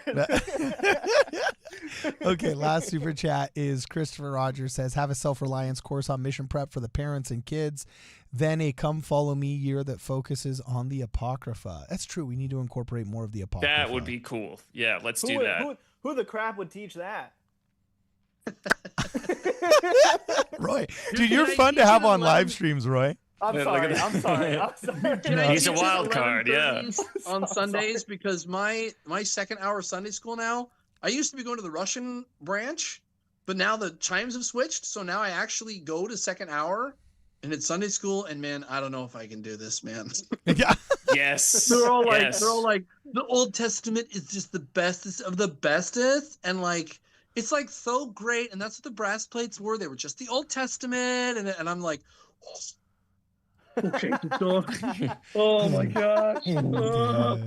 It's kind of wild thinking that Hugh Nibley literally started writing his series beginning with Lehi in the desert, because in 1964 the brethren came to him and said, "You're a good teacher. Can you please make this year's curriculum for the priesthood hour, 3rd hour priesthood? Please just write the book." And that's why he wrote Lehi in the desert. Could you imagine just getting Lehi in the desert landed in your lap and just been told, okay, this is Sunday school for the next 365 days. That'd be sick. And now all we have is, would you like to do a skit on Adam and Eve and how fig leaves are symbolic of the love you hope to have for your future wife and husband? And it's like the children's section. Dude, that's the primary children's section. Yeah, and it's in. This is Cardinalis, people. Cardinalis. You hate him because he's so right. You just hate that he's so right. You know? I remember. It would be interesting. I think at a certain point, because we repeat every 4 years, we repeat the same manuals. So it would be interesting to see if instead of focusing on like reading chronologically the Bible, like the Old Testament, the New Testament, it would be interesting if they did like principles, and each week was just a new principle that just spanned the canon, right? So that we start pulling from the Old Testament, the New Testament, so that I think that could help prepare missionaries as well. It's like, hey, we believe in this principle, and it's supported in war. Look at that. Yeah. Okay. Righteous holy war. So Roy, where can people find you if they wanna hear more about you, bro? The Iron Rodcast. I think it's Instagram and YouTube. The Iron Rodcast. Look it up. People, Iron Rodcast. People, go. You will be happy. Go do it. That's I'm right. serious, people. You will laugh. It's great. Do not skip this one, guys. Iron Rodcast. Especially if he's got his brothers on there. It's always a good time. Oh my gosh, so good, so good. Okay. You will thank us. So why do you call it the Iron Rodcast? Well, at first it was called He's the GOAT podcast, like as in Jesus Christ is the greatest of all time. But then someone told us I thought that was Moroni. I thought that was Moroni. Wasn't that Moroni? I thought that was Moroni. He's the greatest killer of all time. He's the greatest. Oh, wow. Okay. That's good. No, but then all those in favor actually, shout out to Cade. He was like, hey, dude, that is just not a good name. You got to come up with something else. So we came up with the Iron Rodcast, like the Iron Rod, Jesus Christ, leading us to the tree, which is also Jesus Christ, and then the fruit, which is Jesus Christ, and So that's why I always say it's all about Jesus, baby, because everything we do, we should find a way to point us back to Christ, and I think that's what the Iron Rod does. So. Okay, there you go. Awesome. So what about you? Talk to us, Hayden. Where can we find you? Yeah, you can find us at Salty Saints online. So on YouTube, we're on primarily YouTube. We're also on Instagram. If you like funny skits, we try to be funny out there. And then we also do a lot of stuff with men in the church. We talk a lot about men's issues, Elders Quorum. We're trying to make Elders Quorum a little bit more exciting. And then once we finish Elders Quorum, we'll probably start trying to tackle Sunday school. Let's see if we could just wake it up a little bit more. Elders Quorum? You're gonna finish Elders Quorum? We're gonna get it whipped right into shape. We are going to destroy them with awesomeness. Actually, I love your convos about Elders Quorum. I love them. They're great. Anybody who's an Elders Quorum president or in an Elders Quorum or knows somebody or whatever, actually really good stuff. Salty Saints, go check them out. Well, and we have a whole thread in our Discord specifically for Elders Quorum presidents to share recipes, just so that they can start talking, sharing ideas. So really cool things. We've seen some really cool things since we've been talking about Elders Quorum stuff. We've seen people coming back to church. We've seen Elders Quorums waking up, just like the Awakenings, Robin Williams, like all the people that were comatose. Like we're seeing that ever since we started talking about that. So we're hoping to keep that going. We've got a Discord called dadsneedfriends.com.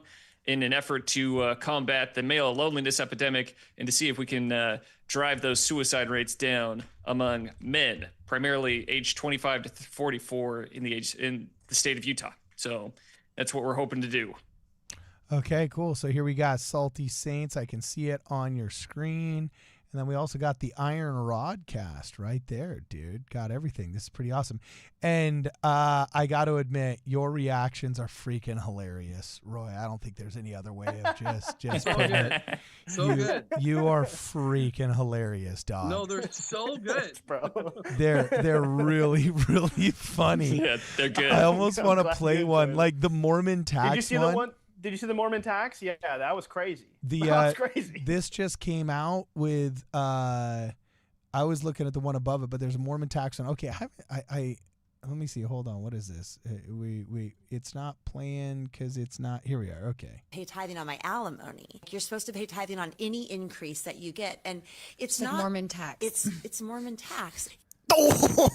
Yeah, I mean, that sounds pretty bad. I'm not gonna lie. I mean, sometimes tithing's pretty difficult. I grew up in a double wide trailer where my parents were making a ton of money, so tithing was tough for them. But let's see what else she says. You can't attend the temple or participate in the activities unless you are paying your tithe.